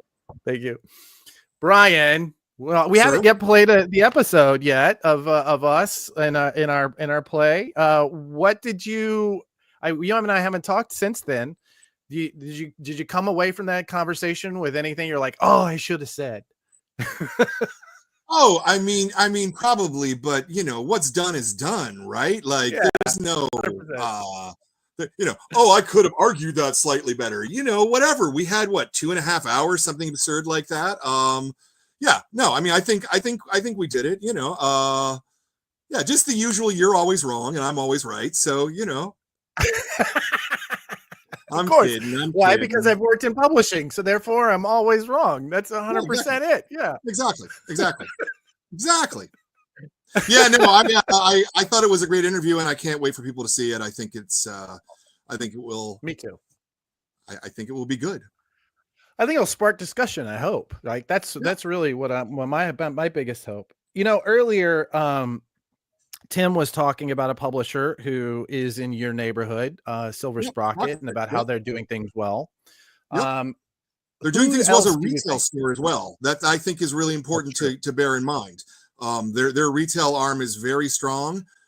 It is possible they may be one of the strongest comic shops in San Francisco, and they're doing that without selling any Marvel, DC style comics of any kind. I mean, maybe they have one or two, but that, what I mean? Like, that's not the focus of their store. And yeah, there's a lot of lessons that I think can be taken from that. One of the lessons is, if you're only paying wholesale cost for if you're only paying printer cost for what you're selling for retail in your store, it's a little easier. I mean, that's a very valid lesson, but it's not one that I want to do, because I don't want to be a publisher. Yeah, but if comics retailers had to, if retailers just in general understood what the A&E costs were on these books, I mean, the fact that they are even get a chance to cover that, I think is something that is probably what makes them a good publisher, is because of the retail arm. Because especially in the direct market, I was not being serious there. I really respect what Avi and his crew are doing. Come on. 100%. Of course. But who else is doing it right, do you think? And your standards are pretty high. Who else is doing the work? But I mean, I can really only answer inside of San Francisco, because that's the only place I ever go. I never leave San Francisco. No. I'm not talking about retail. I'm talking about publishing. Who do you think as a publisher who's doing well? I mean, so there's a lot of people who are doing work right for the segment that they're going for and what they're doing. I think Fantagraphics publishes comics right. I think Drawn and Quarterly publishes comics right for the specific thing that they're trying to do. Right. I think Image is doing a lot of stuff right. Even Marvel and DC are doing things right. I just my only issue is, and has pretty much always been since the beginning of time, is just don't take advantage of your position and inadvertently make things worse or harder for stores, right? Like, I don't like 87 covers on a book. I think that having an issue of Iron Man, even if you're starting it over at number 1, and having 15 covers is a bad idea. I think, just on the face of it, I think the consumer confusion that it creates, the haves and have-nots it creates, I don't think it's the way to go. But plenty of people make plenty of money doing that. No problems, it's interesting, because you had 2 Texas boys on just now, and both of them have like big old stores, because they're in Texas where everything's bigger, right? I'm in 1,200 square feet. I don't have room for periodical comics that don't sell enough copies for me to rack them, which means that most variant covers are a commercial negative, right? Because I don't have a way to display those. There's no way to do that. I'm not going to sell enough copies of the B cover to make up for the rack space that it's taken. I'm just not. And that's pretty true for every comic shop in San Francisco that I'm aware of as well. I think geography and cost of living has a lot to do with how you think about these things. I think that's probably true, but I also think that there's, depending, it occurs to me that we have somebody in backstage who actually might have something to contribute here. Charles, if you're ready, and Kyle, if you want to jump him up here. Charles Prowse from the Nerd Store. Hey, buddy, how are you? How's it going? Doing well. I'm working. You have had an eventful year. To say the least, yeah. It's been a lot. I want to get into that in just a minute, what you guys had to go through this year. But I did want to, it occurs to me that especially the two conversations that I've had with you two gentlemen, you both tend to come at this in a completely different way. And I think that before he has the conversation, my assumption is that, Charles, you guys are in shopping malls and that's a high rent sort of area. But you and your brother have really focused in on the idea of collectability and variants, embracing variants as a revenue source. And I wanted to see if there's some conversation to be had between the two of you, because you're both coming at this. You're absolutely right for where you are, but I'm curious about where the differences between where you are. So, Charles, to ask the question maybe in a very specific way that you can answer, why is it that you are able to embrace the multiple SKUs behind each item? And do you believe that should work outside of your little ecosystem? Yeah, I think that the comic industry in general, it does fine. I also fully understand and respect stores that choose not to order every SKU. I do think that is on the store. We have the ability where for a 1 week, we do like a new this week wall. We have 12 feet of our store that is dedicated to new this week stuff. So every week, every single variant we order gets displayed for 1 week. Once it's been displayed for a week, it then gets compiled down and put onto the ongoing comic wall, which is a different spot in the store. And then if it's a variant cover of a series, it gets stacked with all the rest in that series. And if anyone's looking for variants, they go through that series and find everyone in there. That's kind of how we are able to display it without. So not every variant's always on display, in that it's not always necessarily front facing. But if you dig through the stack, you'll see the variants for that total book. But yeah, I think that in general, variants and collectability absolutely have its place. And I think that the biggest thing that we've done is just, I don't shy away from them. I don't shy away from that portion of the market.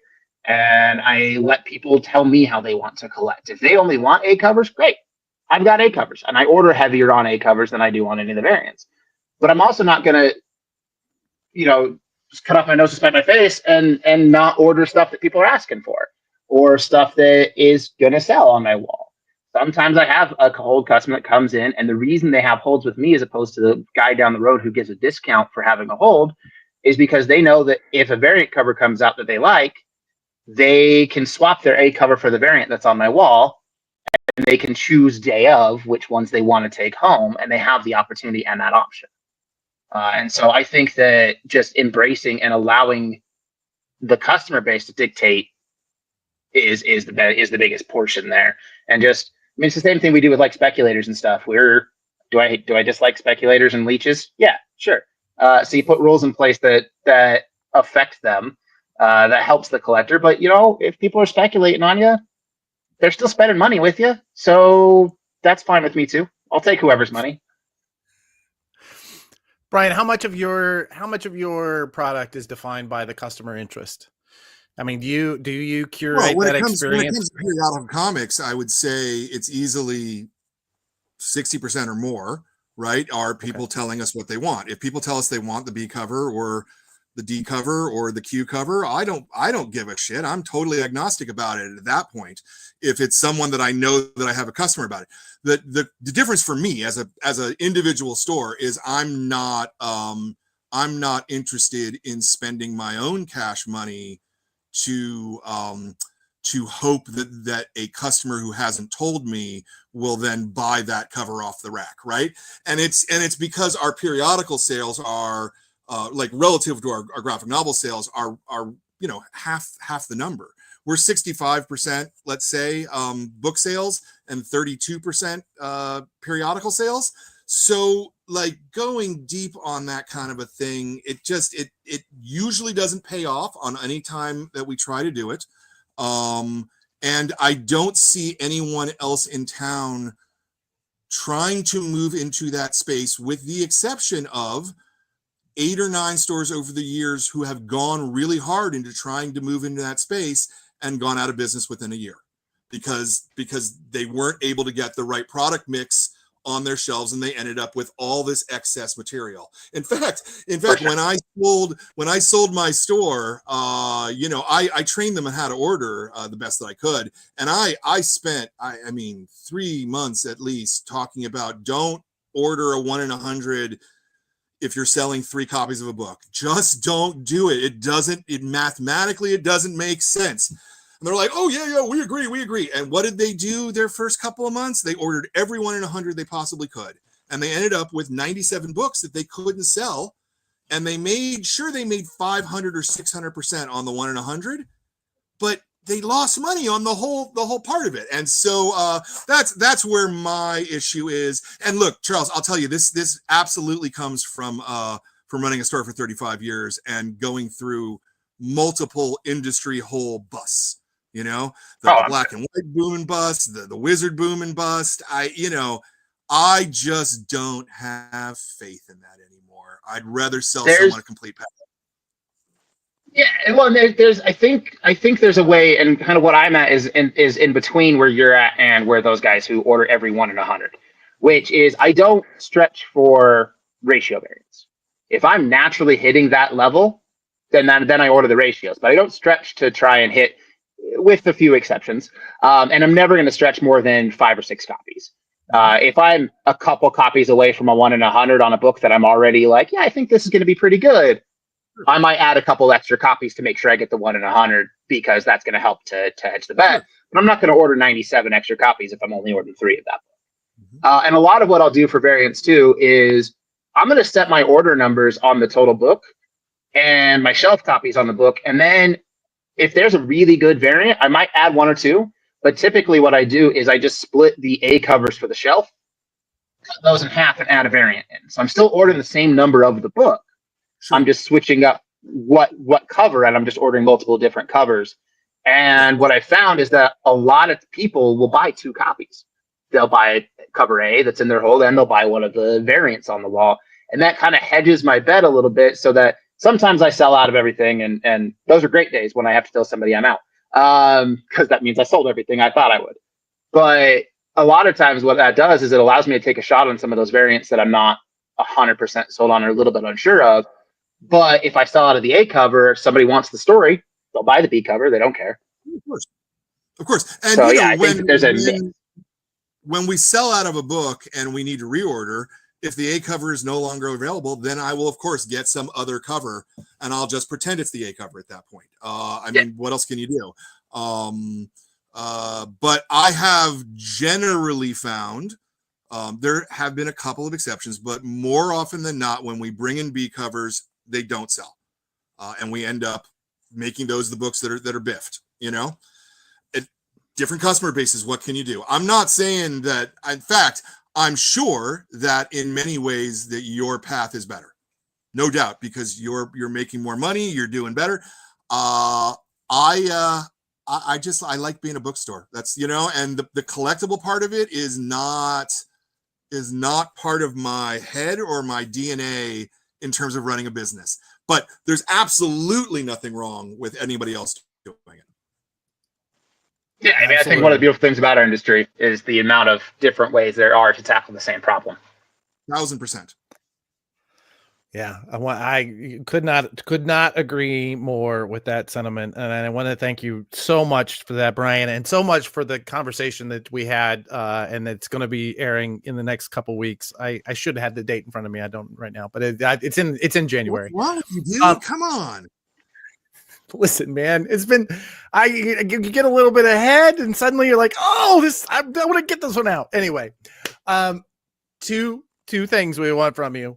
One prediction for the comics industry in 2025, and one you will boast. So let's hear them.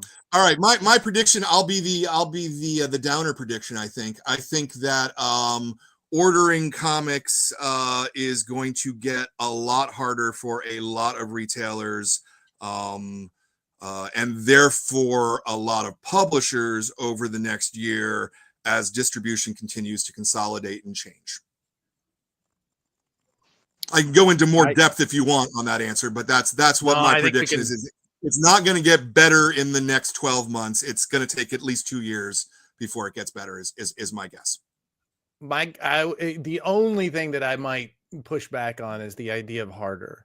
I think it's going to get more complicated.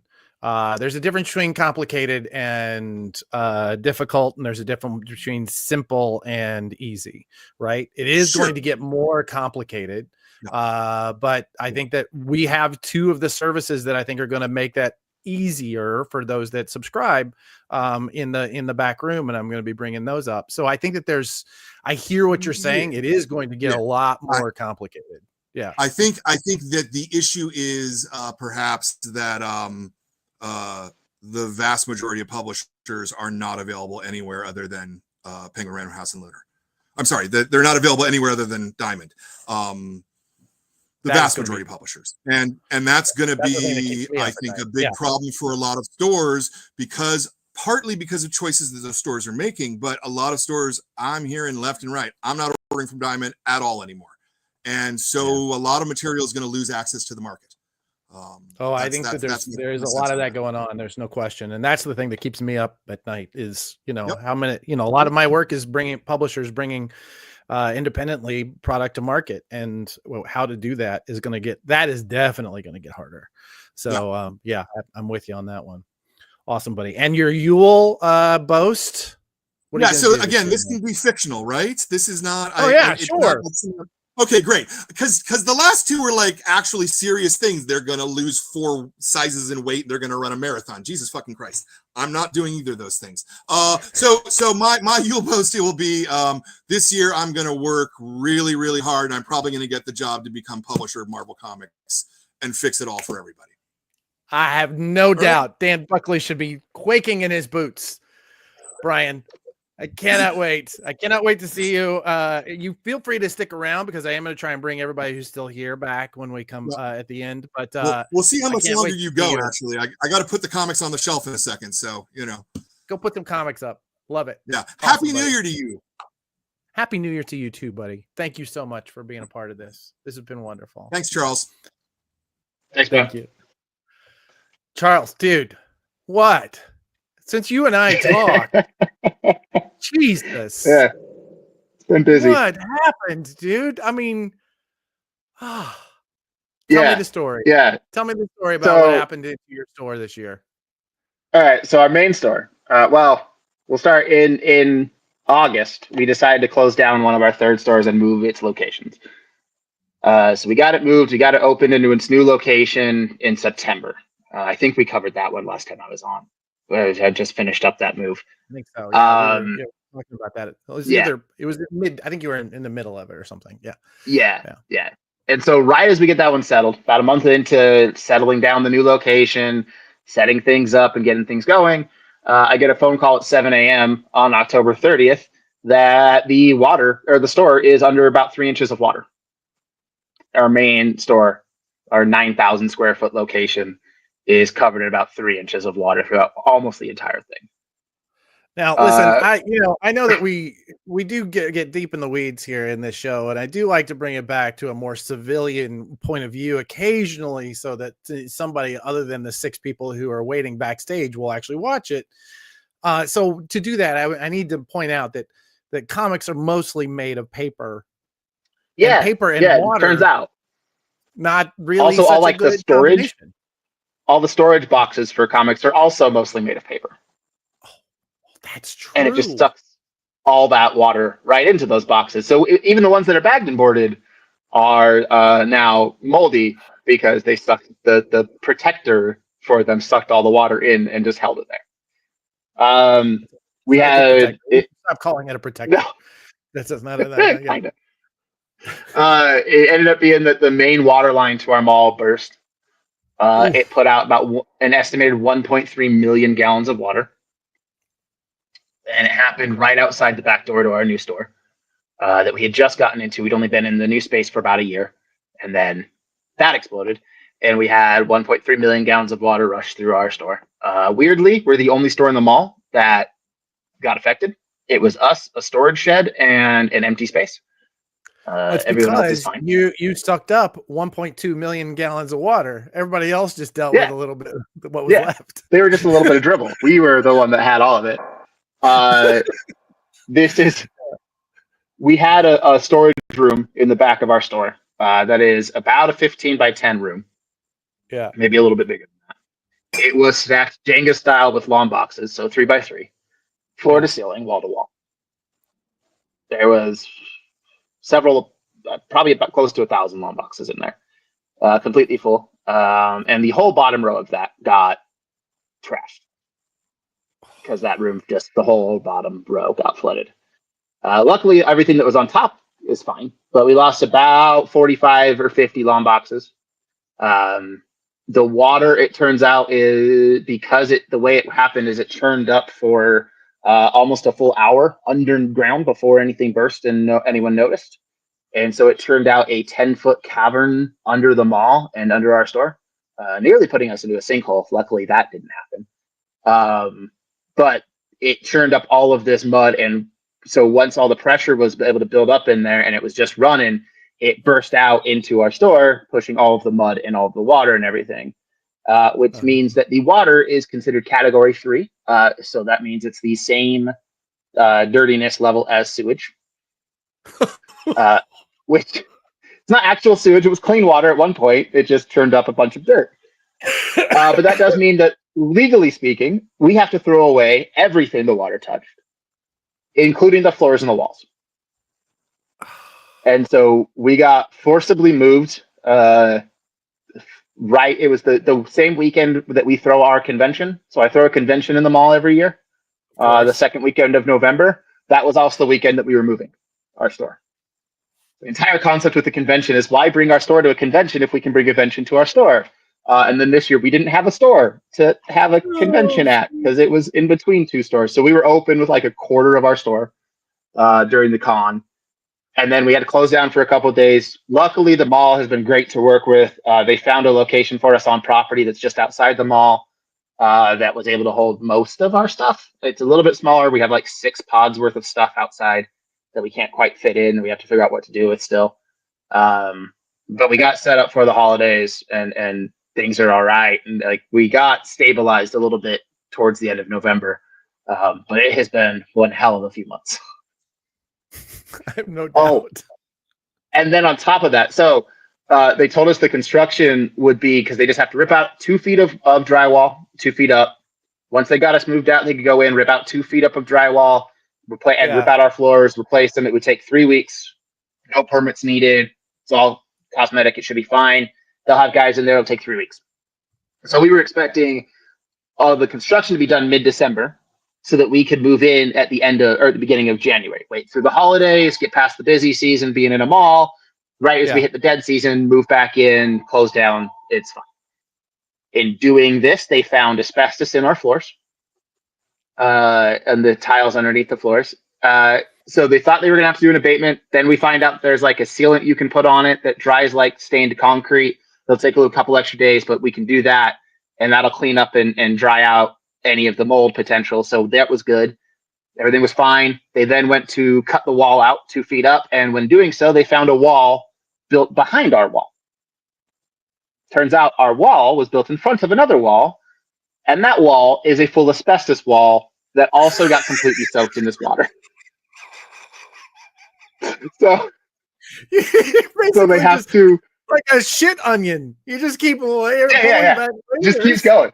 and there's more. We have to There's remove more shit. a full wall that runs the entire length of our store, which our store is a deep store. It's like 190 feet deep.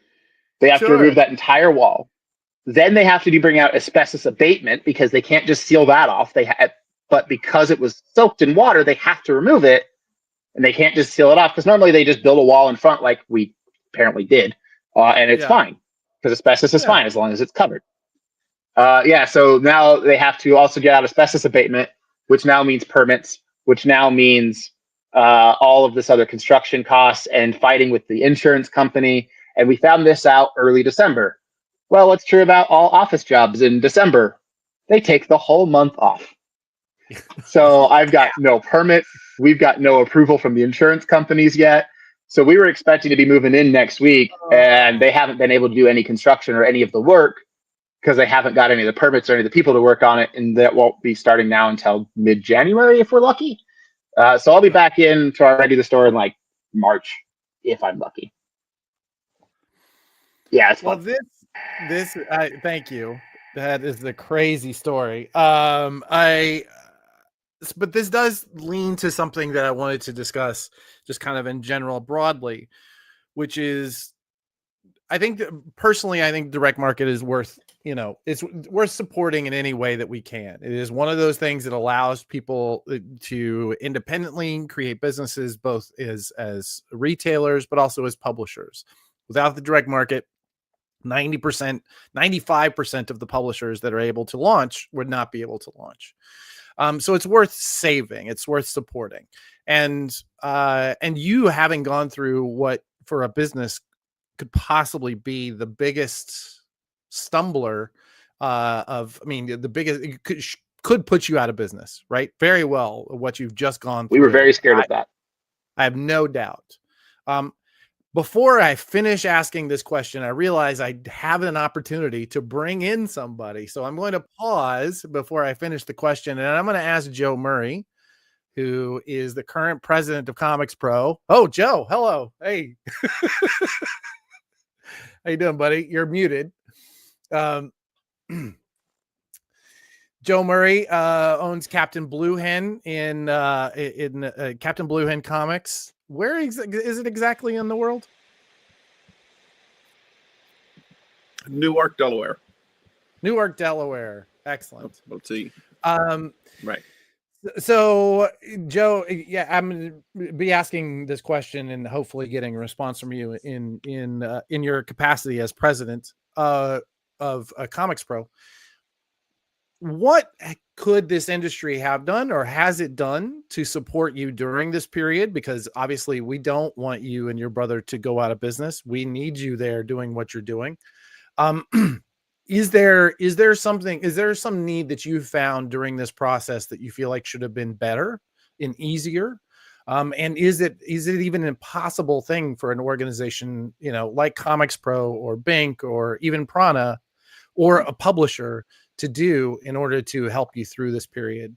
Tell me about that experience in dealing with the rest of the industry and what ideally it could have been. Yeah, we didn't. I'm really bad at asking for help, so I don't know that I asked for help in the right areas or to the right people. I'm the type of person who, when stuff goes wrong, I'm just going to buckle down and do it and figure my way through it. We did at one point reach out to Bink, or actually Bink heard about it and reached out to us, said that they could help us. And then when we started talking to about what type of stuff we could use help with, they basically told us they can't do anything. They offered us that they could help with employee costs and employee payroll if we were closed, but because we didn't close, I was operating at partial capacity in some fashion because I refused to close. I was only closed for 2 full days, and we were still able to make payroll for those 2 days. They basically told us there was nothing that they could do. There was a point, and we managed to stabilize, and actually weirdly turned out to be our company-wide our best year ever, is what we managed to scrape out of this thing. But there was a point where we were really unsure about lost sales potential, about like what things were going to be.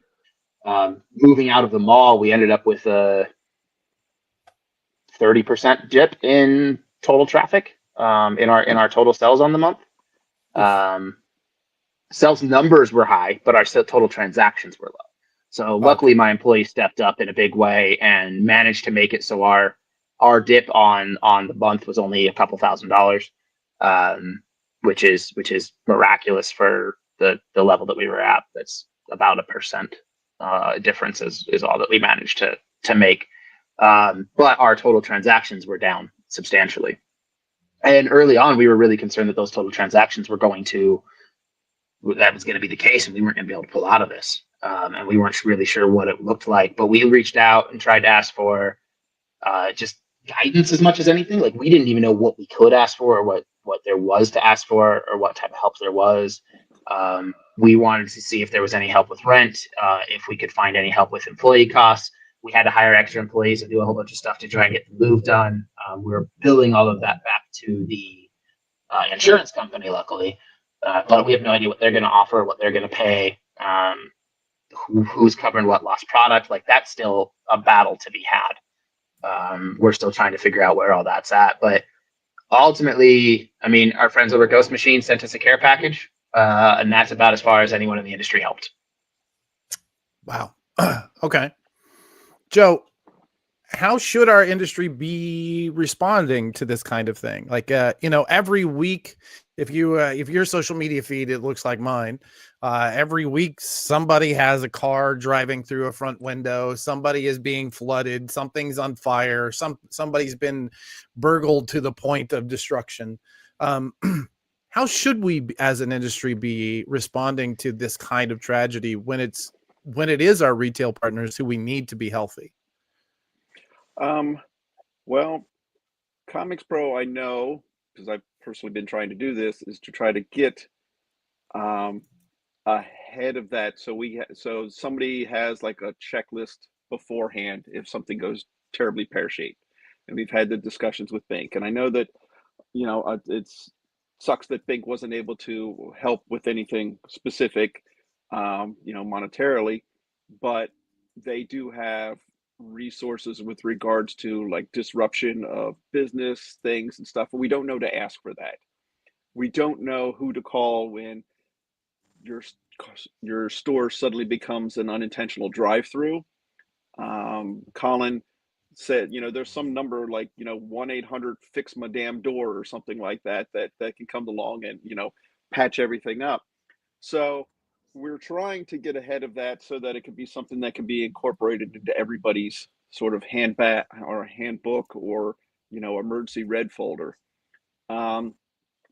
And retailers need to know that they can ask for stuff. I mean, the only reason I'm kind of in the position I'm in is because 30 years ago, I grabbed an industry directory and started begging for stuff from different publishers and making contacts with them because we wanted to have something cool for a street fair we need to do. And retailers have a little bit more ability to do that than they necessarily take advantage of. Charles, when this is over, I really want to hear all the steps that you went through so we can share that information with everybody so that they know what to do. And I'll do my best to write it all down for you. Huh? I'll do my best to write it all down for you. You don't have to write it all down. It's been a blur, I mean, but just the more people you share the story with, the more people who could pass the information along as it's needed. I do think that one of the best, as far as social media being horrible and worst thing that's ever happened, one of the worst things that's ever happened to us, it has given us so much more opportunity to network with other retailers, to put a question out there and say, hey, what do I do here? I wouldn't know what to do with regards to asking for rent assistance or anything. I've never had to build out a shop or because I took over something going, so I would be lost in that, and I would be turning to my retailers for it. What I do think one of the takeaways that should be from this is that hopefully retailers are learning to kind of come into their own power. Stress and anxiety is that you overestimate the challenges that's coming up and underestimate your abilities to meet with them. So I am certain that when you heard there was 3 inches of water, total panic, your astral projection left your body and you went into a multiverse of madness of all the possible things that could go horribly wrong, right? And then when you're in your body and you're starting to realize that, okay, this is a whole series of little challenges that you have to do, and that you have the ability to kind of cope with these one at a time. It's going to be stressful. It's going to be maddening, but you're going to be able to meet the challenges and kind of come out of this wiser and probably stronger, because you're going to learn what is important, what you didn't really need to do, what you could chuck, and what, you know, that thing that you were holding on to that you didn't really need to and kind of got soaked with water. You're like, finally, I got that albatross off my neck. And I think as an industry, I think comic retailers need to know that they have more control over their destiny, even in the face of uncertainty, than they realize. I don't know if that answers the question practically, but it sort of answers the question philosophically, I think. So. Yeah, I buy that. I think so. I think that there's, definitely the challenge is in a business of independent owners, of independent businesses. How do we get, how do we get to a place where we are working as a community, right? I think that's got to be the biggest piece that we're all going to have to solve. Charles, I'm running out. Not just the rising tide lifts all boats, but yeah, every time a comic shop goes out of business, the industry diminishes. And so it's all in all of our best interests to work together, to improve things. And the FOMO that we all have, if I don't necessarily carry everything, am I going to lose my business? You might give a lot of comic comic customers have a secondary store and they have a backup store. For if I can't get this thing here, so they're hitting a couple of stores. That's kind of healthy for the industry a little bit. So yeah. Well, I think that Charles and his brother Roger have definitely done that. Charles, quickly, yes, because I'm going to have to start ganging people together here because we're going to run out of time. Prediction for 2025. What do you think happens to comics in 2025? So 2 things real quick to go back. The one thing that I could have really used in this whole thing that I think Comics Pro could actually potentially help with in the future is guidance on how to navigate insurance companies and disaster insurance companies, because we had no idea where to start. We still kind of don't really know what we're doing, but just having an idea of somebody to reach out, say, hey, here's how you handle it, because I'm told insurance is going to cover most of it, but I have no real idea on how to navigate that. We're kind of making it up as we go. So that would have come in really handy early on in this whole thing, and that would have been something that theoretically could be offered for free. Have an actual monetary. I agree. And we'll work on it. Awesome. So as far as the prediction for 2025, I'm still, I don't know. I think that comics are going to continue to grow, and I think they're going to grow into markets. I think it's going to grow beyond Marvel and DC and beyond superhero. It's one of the things that I'm pushing myself really hard in my local market. So we'll see if that works. But I do think that there is a larger market out there to grow to. And I think that we're going to continue to chip away and find comics find their way into the mass public, the general public who thinks it's all superheroes and realizes it's not. I definitely see that trend and would not bet against you. All right, buddy. Thank you so much for coming on. I am going to pop you off, but feel free to stick around because I have an outlandish question for everybody. Joe, if you don't mind, I'm going to start doubling people up because we had a drop in for my friend Dave Baker, who is here. Hey, buddy. Hi. We are coming in at the end here, and I wanted to make sure that I said hi to everybody. And I do have a question that was ready to go. I realized it came out of one of the things that you said in our interview. You were talking about the brilliance of Phil Seuling right? And the how Phil changed comics, and why that is, you know, how much of his innovation is why we are where we are. I would love to hear from you both. We're in a point, distribution wise and retail wise, of kind of an inflection point. Like, we're deciding right now as an industry what we're going to look like in the next 10 years. What does the next Phil Suling look like? Where's the opportunity for that person to step in and shape it to a way that would make comics look like what you, maybe, you know, you individually or us as a group would want it to look like? Does that make sense? Who's the next Phil Suling, and what would he be working on? She be working on? Which one of us? Dave, how about Okay. you? You're the one I'm riffing off of. I mean, to me, I think it all comes back to the individual. That's the moral of the story with Phil Suling's, like, you know, history. Like, we all exist here because one guy was like, what if I just sold the funny papers myself? And I think that now, thanks to things like Kickstarter and Indiegogo and social media, that level of entrepreneurship down to the individual level is really the future. And also just the fact that people are diversifying and it's a cafe that sells comics, or it's a, you know, movie theater that sells comics, or it's a, you know, whatever, like that's to me what's really exciting, because obviously the history of the direct market is the reason we're all here. I love the direct market, and I love back issue bins, and I'm the guy on the floor with the long boxes going, oh, what is this? Ooh. But also, I think there just needs to be, you know, and there is more new blood coming in, and people reaching out to spaces that aren't, I think, probably the traditional Simpsons version of the totemic comic book guy, whatever, you know, like that stereotype, I feel like, is also just kind of like, it still sort of exists, but it's mostly moving away, which I'm very excited about. I definitely agree with that. Joe, where do you think? What is the next innovation is going to come from somewhere? Where would you be looking for that innovation?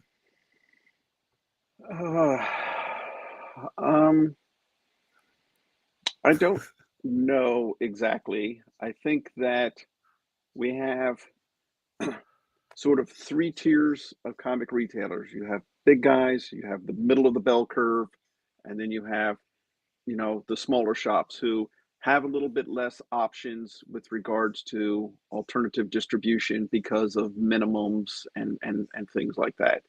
And so somebody, and which also ends up being a sort of a barrier to growth. You know, if you're sort of have to hit your star to one of the three distributors and not have other options. So I think it's going to come from somebody who figures out a way to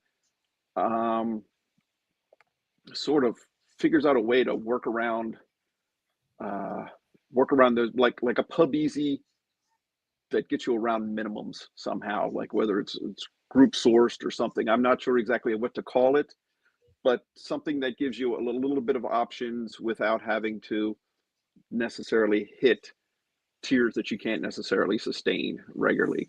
And I don't know exactly what that looks like or what to call it, but I think that there's a little potential there somehow.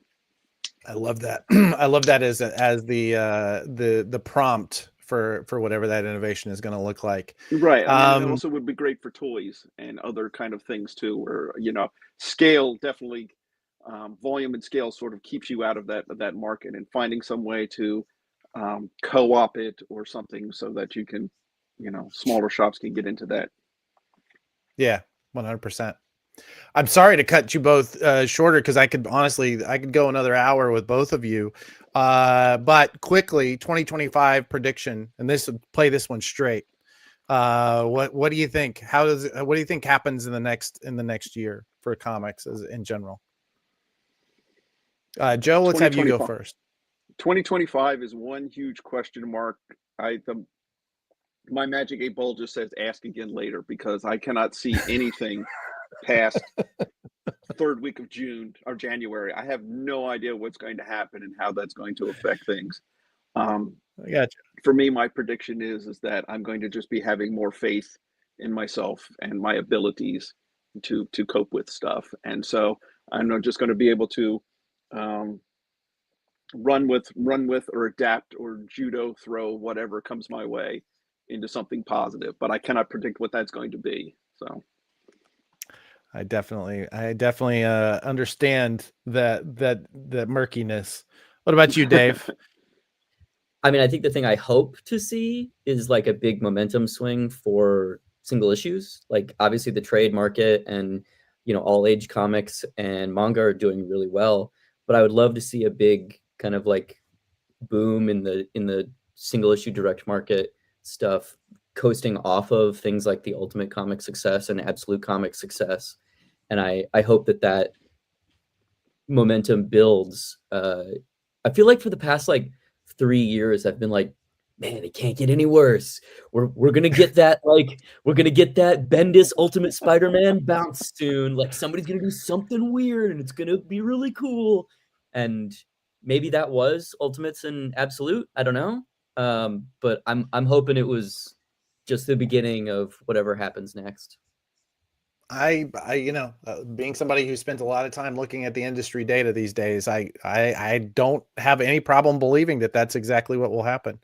I'm gonna have to put you guys both away, and then I'm gonna hopefully bring everybody back up at the end because we have two people we want to bring up on the next round. I mean, this is the crossover that we've all been hoping for. It's finally time for comic industry insiders and the data bros of Django and Brian Garside to come on up. Look at this. Look at this. I forgot to write data bro on my. Me too. Right? Me too. We got to sync up. Me buddy. too. Oh, look at you. This is so good. I wish we had Jeff, though. I feel like we're missing out. I know. Not having It feels like told me cheating when I don't have Jeff. He's so sick he couldn't fall asleep on the couch and had to go back to bed. So quorum defeated. We don't Awesome. quite have a spreadsheet of bros here. Yeah, that's all right. Not get A pal of data. Spreadsheet of bros. We are running short on time because our producer Kyle has a girlfriend who is not amused. But I wanted to return to a couple things that we talked about with other guests here today. In talking about innovation, you both have looked at the industry as it is and said, all right, I want to make it a little better. I want to change it with my abilities. And much the same way that Dave talked about Phil Suling saying, what if I just buy them direct from the publisher? What do you think are the biggest opportunities both for your companies and for other innovators, other people in this space in 2025 and beyond, in this sort of wild west that we're living in? Django, you feel like you got one queued up. I think I got a couple, and one is something that I think we've all talked about before, also other people, but the idea of having a backup distributor for small publishers that's not Diamond. I don't think that Diamond is necessarily on their last legs. I'm glad that I wasn't part of that warehouse move, but it would be nice to have a fallback for everybody, right? For retailers and for distributors, publishers to have another option there. And then I think there's also going to be a lot of opportunities out there once the Comet standard is fully adopted. I know Penguin is really close and everybody else is working on it, but I think that being able to process and play with that data is going to change what we've been able to do definitely for the last few years, but also, I think we're about to have a lot more information easily available than we've had ever on upcoming and released books. Yeah, and I mean not only that, but also on like notes from distributors and stuff like that. Things that are lacking right now that we may have from one distributor, but there's no kind of consistent way that they send that information across. So you look at a cover and you say, okay, this is the what was the one I just saw today? It was like something Doom invisible cover. And my first thinking is that a rare variant that I need? So there needs to be good notes on every distributor for every product, which is different than the note that you would have on a product, because a distribution note is different than a product note. So yeah, by far, getting this thing out finally in the world. And I mean, we've already seen, Django and I have gone through massive rewrites of things this year because Penguin Random House actually started using it. And every plan is great until you actually meet the enemy on the battlefield, right? And Comet was no different. So we discovered that we were missing a half dozen fields that were vital, it turns out. The enemy Even is though we had sometimes a 13 year digits. of Comet. Yeah. So How many fields? It's cool. How many fields? There's 106. yeah, 108. Total? 108 How many plus did you a new miss 6 before releasing the white paper? Did you say that you realized after it went out? Yeah, we probably added 7 or 8, and some of them were just to clarify other fields. Yeah. Okay. Some of them were things that we thought we had included in there. Yeah. And that nobody, like, considering that we had probably 50 people looking at that stuff and nobody found them, it's cool that when you start using it, you start to find that stuff. So yeah, I think it's super exciting to finally get that thing adopted by so many people. I tell publishing clients the best way to find a typo is to have every smart person read it and give notes and address it, and every creative person read it and address it, and then go and then print it and then open the box and then open the book, and that's how you're going to find the typo. Yep, because it doesn't matter. Yep. Yeah. The first words you read. Exactly. And you will never not see it. The rest of the audience may never see it. Nobody but maybe Jen Haynes. Jen Haynes will always find it and tell you. That's right. What do you feel like is fertile ground? Right, Brian, this year you're both comics, both retailers, and you manage software as a service POS companies, right? Yeah. Where do you think is the fertile ground for growth? You see it differently than anybody else, I think, really, and the two of you have that overlap. Mm-hmm. So I'm still convinced that. So okay, let me say two things. I'm going to say this is the clip part where you're going to replay this thousands of times because it's super controversial. If a store doesn't have a website that doesn't have products on it, that store is already dead. It just doesn't know at that point. And I've said that for 2 years in a row. So it's not that controversial in opinion. If you think it's controversial, you're part of the problem. If your store has your products on a website that people can purchase them from, that is now the baseline. Okay. If you don't have that, your store is dead and it'll catch up at some point and actually die. The next level of that is your customers need to be able to subscribe and change their subscriptions on your website, or any service. Like there's different services that do that. It doesn't have to be on your website. I just think that makes the most sense from a SEO perspective. There's tons of ground there. Like there are probably 2,000 stores that don't have that ability right now. The amount of stores that actually have that ability is a handful.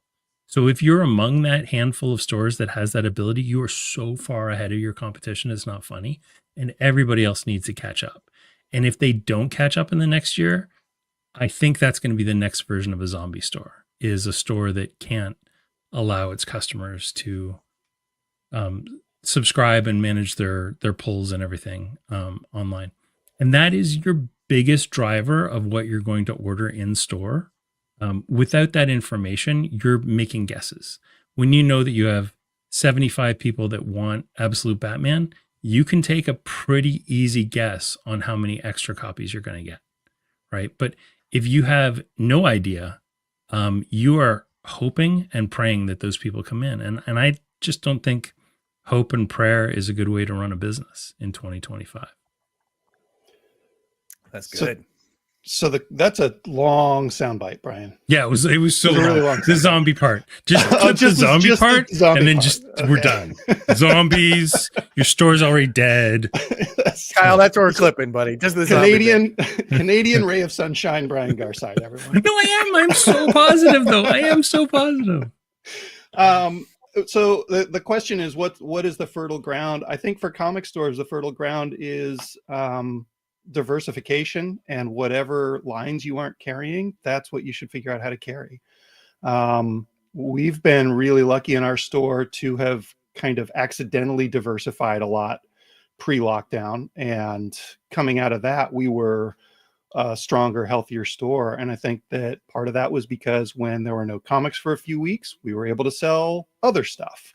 And when people weren't interested in single issues, we can lean into back issues. And when they're not into back issues, we can lean into trades or toys or whatever it is. So I think, I don't know that there's, I mean, I'm sure there is an industry-wide thing that you could say is the best thing for everybody to do, but I really think that it's just figuring out how to squeeze more things into your stores and serve more people and get away from the Simpsons comic book guy that Dave was talking about.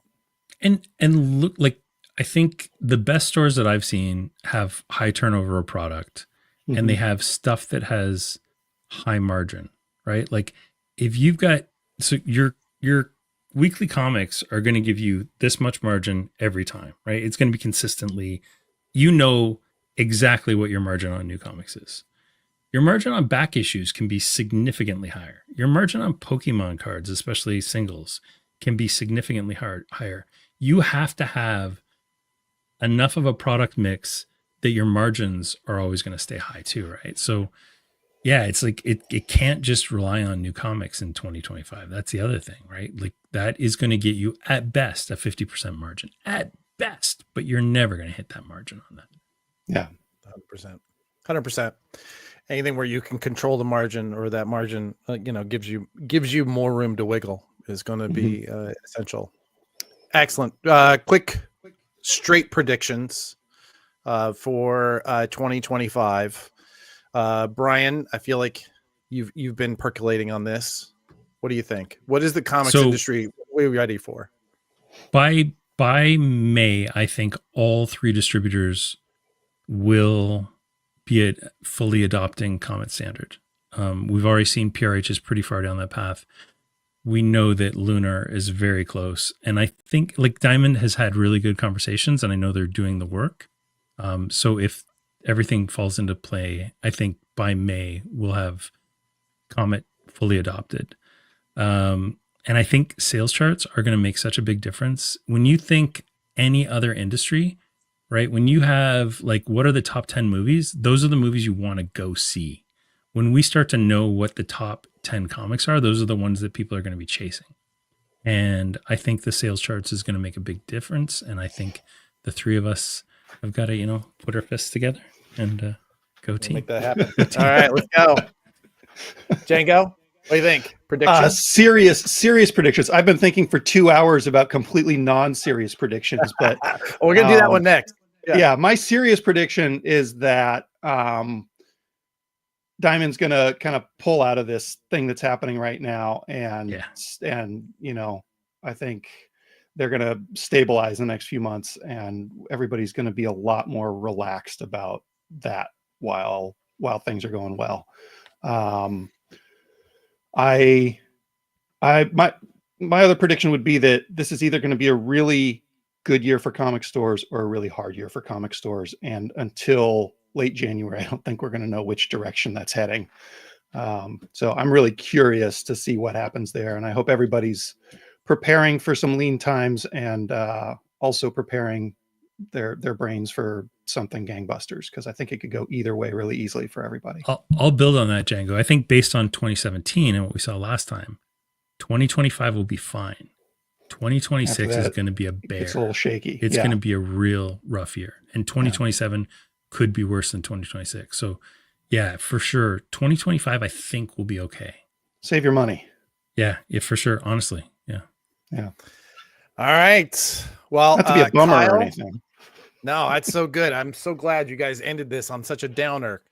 Do you want our Yules? Can we give our Yule predictions? I do. But in the meantime, Brian, give us your Yule boast, and then Django will be ready right after that. And in the meantime, Kyle, will you bring everybody who is back at their chair? Will you bring them in? Okay, so that says Managed Comics 300, right? I've had this on my desk for 2 years. This is our big, hairy, audacious goal was to get to 300 stores. We will do that by June. I'm going to crush it and hit 400. And then I'm going to get Django to come to Canada because I've been to the United States multiple times, including to his hometown. And the man has not been here. So I'm going to get him here.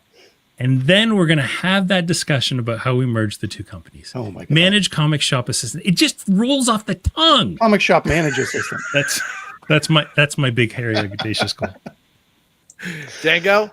My goal is to have, or my prediction, Yule prediction or whatever, is to have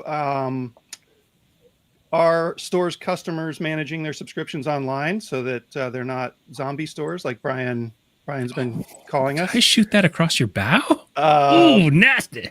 And to have multi-store tools ready for Comic Shop Assistant so that we can have better communications between stores and data for shops who have multiple stores ordering. Thank you. Also, I'm going to grow all my hair back. Me too. Me too. I believe that. Lush. Awesome. I want to leave this open to the crew here. I'm looking for the most outlandish prediction for 2025 for the comics industry. Here's one I'll give you right now. The comic industry insiders, data bros, experience mashup will happen some point in this year, and in the weight of that will be so big that it'll bring down not the distributor that you think who's going to bring down. That's how about that? That's real nosy. Anybody else? Give me something big, something that will never happen. Absolute ultimate crossover. Oh. Who said that? That would be amazing. Who wants infinite money? Right. At some point, Dynamite is going to publish a title that's going to have more variants, that's going to have more individual variants than the number of actual copies they sell of the main cover. Ooh. Print on demand. That may have already happened. I was going to say, you better watch out. Nick Barucci will take you up on that one, Joe. That's right. Do not bet against Nick Barucci on that. Anybody else? I will not have to answer the question. I didn't know Square Enix published manga. Is that true? This year. Too outlandish. It's too much to ask. We do. We have for a long time. Toilet Down Hanako was ours. Awesome. Well, I would thank you guys, all of you, for coming on screen. Unless anybody wants to put their hand up, because this is the chaos that I was. Oh, look at this! Look at this beauty who's come into the chat. This is Flash. He's my puppy, and usually he sits in his bed. But yeah, he is a participant in my streams. So absolutely. Yeah. Hey, everybody say hi to Flash. Flash. But on the screen right now, we have publishers, we have POS systems, we have comic book retailers, we've got independent publishers and creators. We've got the thing that makes comics special, right? We have a crew of people that are all working hard on their own businesses to create something special. And the end result is something that is greater than its parts. And I want to thank you all for an amazing 2024. My company grew quite a bit during this, and it was really a lot had to do with the podcast. Joe, you had something? Yes. Here's my outlandish prediction. Sometime during the course of 2025, you are going to say something that everybody is going to agree with, and somebody else is going to say something that Brian is not going to disagree with. Never happened. Yes. Very outlandish. Yes. That's just ridiculous, actually. That's not even outlandish. No Careful, way. you're the Brian he was talking about. Oh no. Can I just say one random thing here? I think part of what makes this business still tick is how everyone that we talk to and with, we all understand how much we have to deal with every day, and we butt heads and don't necessarily agree, but at the same time we understand each other. And this is why the comic industry is unique and important, and is really kind of a miracle in modern economics and markets. This is a weird thing that no one in their right mind would have created from scratch, but we are a part of it, and have built it into a thing. And it's amazing. It really, really is. When you go dig into other industries and other businesses, they look at what we do and they think we're all insane, and they're not wrong. Well, we are. Right, exactly. Right. We're all insane, but we're insane in the good way. And so congratulations to everyone here for doing not just this, but what you do every day. And if you're a retailer or you're a fan or a publisher, well, like, just keep on trucking, because this is one of the best vestiges of art expression in our commercial society that still exists. And everyone involved in it deserves a round of applause for their time in it. And that's my there you go, Brian. So I just want to say that. Yeah, cheers. I've got a beer here too. So just I never fail to be disappointed when I interact with my colleagues in this business. I love all of you. Well, I never fail to be disappointed. Sorry for grabbing the mic there, Adam. But go ahead. No, not at all. You actually did a much better job of sending us out. Thank you all. Thank you, the literal dozens of you who participated. Thank you for everybody in the chat. Thank you, Carr, for keeping me honest all these years. I was just rewatching the Watchmen TV series and thinking about rereading The Watchmen with you. So thank you, everybody. This has been a wonderful experience, and I think we're probably going to end up having to do this again. So Kyle, I know that you probably got pushed off of the screen, but absolutely thank you to the experience for helping us get this to going. And I want to give a special shout out to Kyle's girlfriend, who let us go an extra half hour over. So I definitely appreciate that. All right, y'all. Have a beautiful new year. Happy We'll New Year, see you in guys. 2025. Happy New Year. Happy New Year. Happy New Year. Happy New Year. Cheers.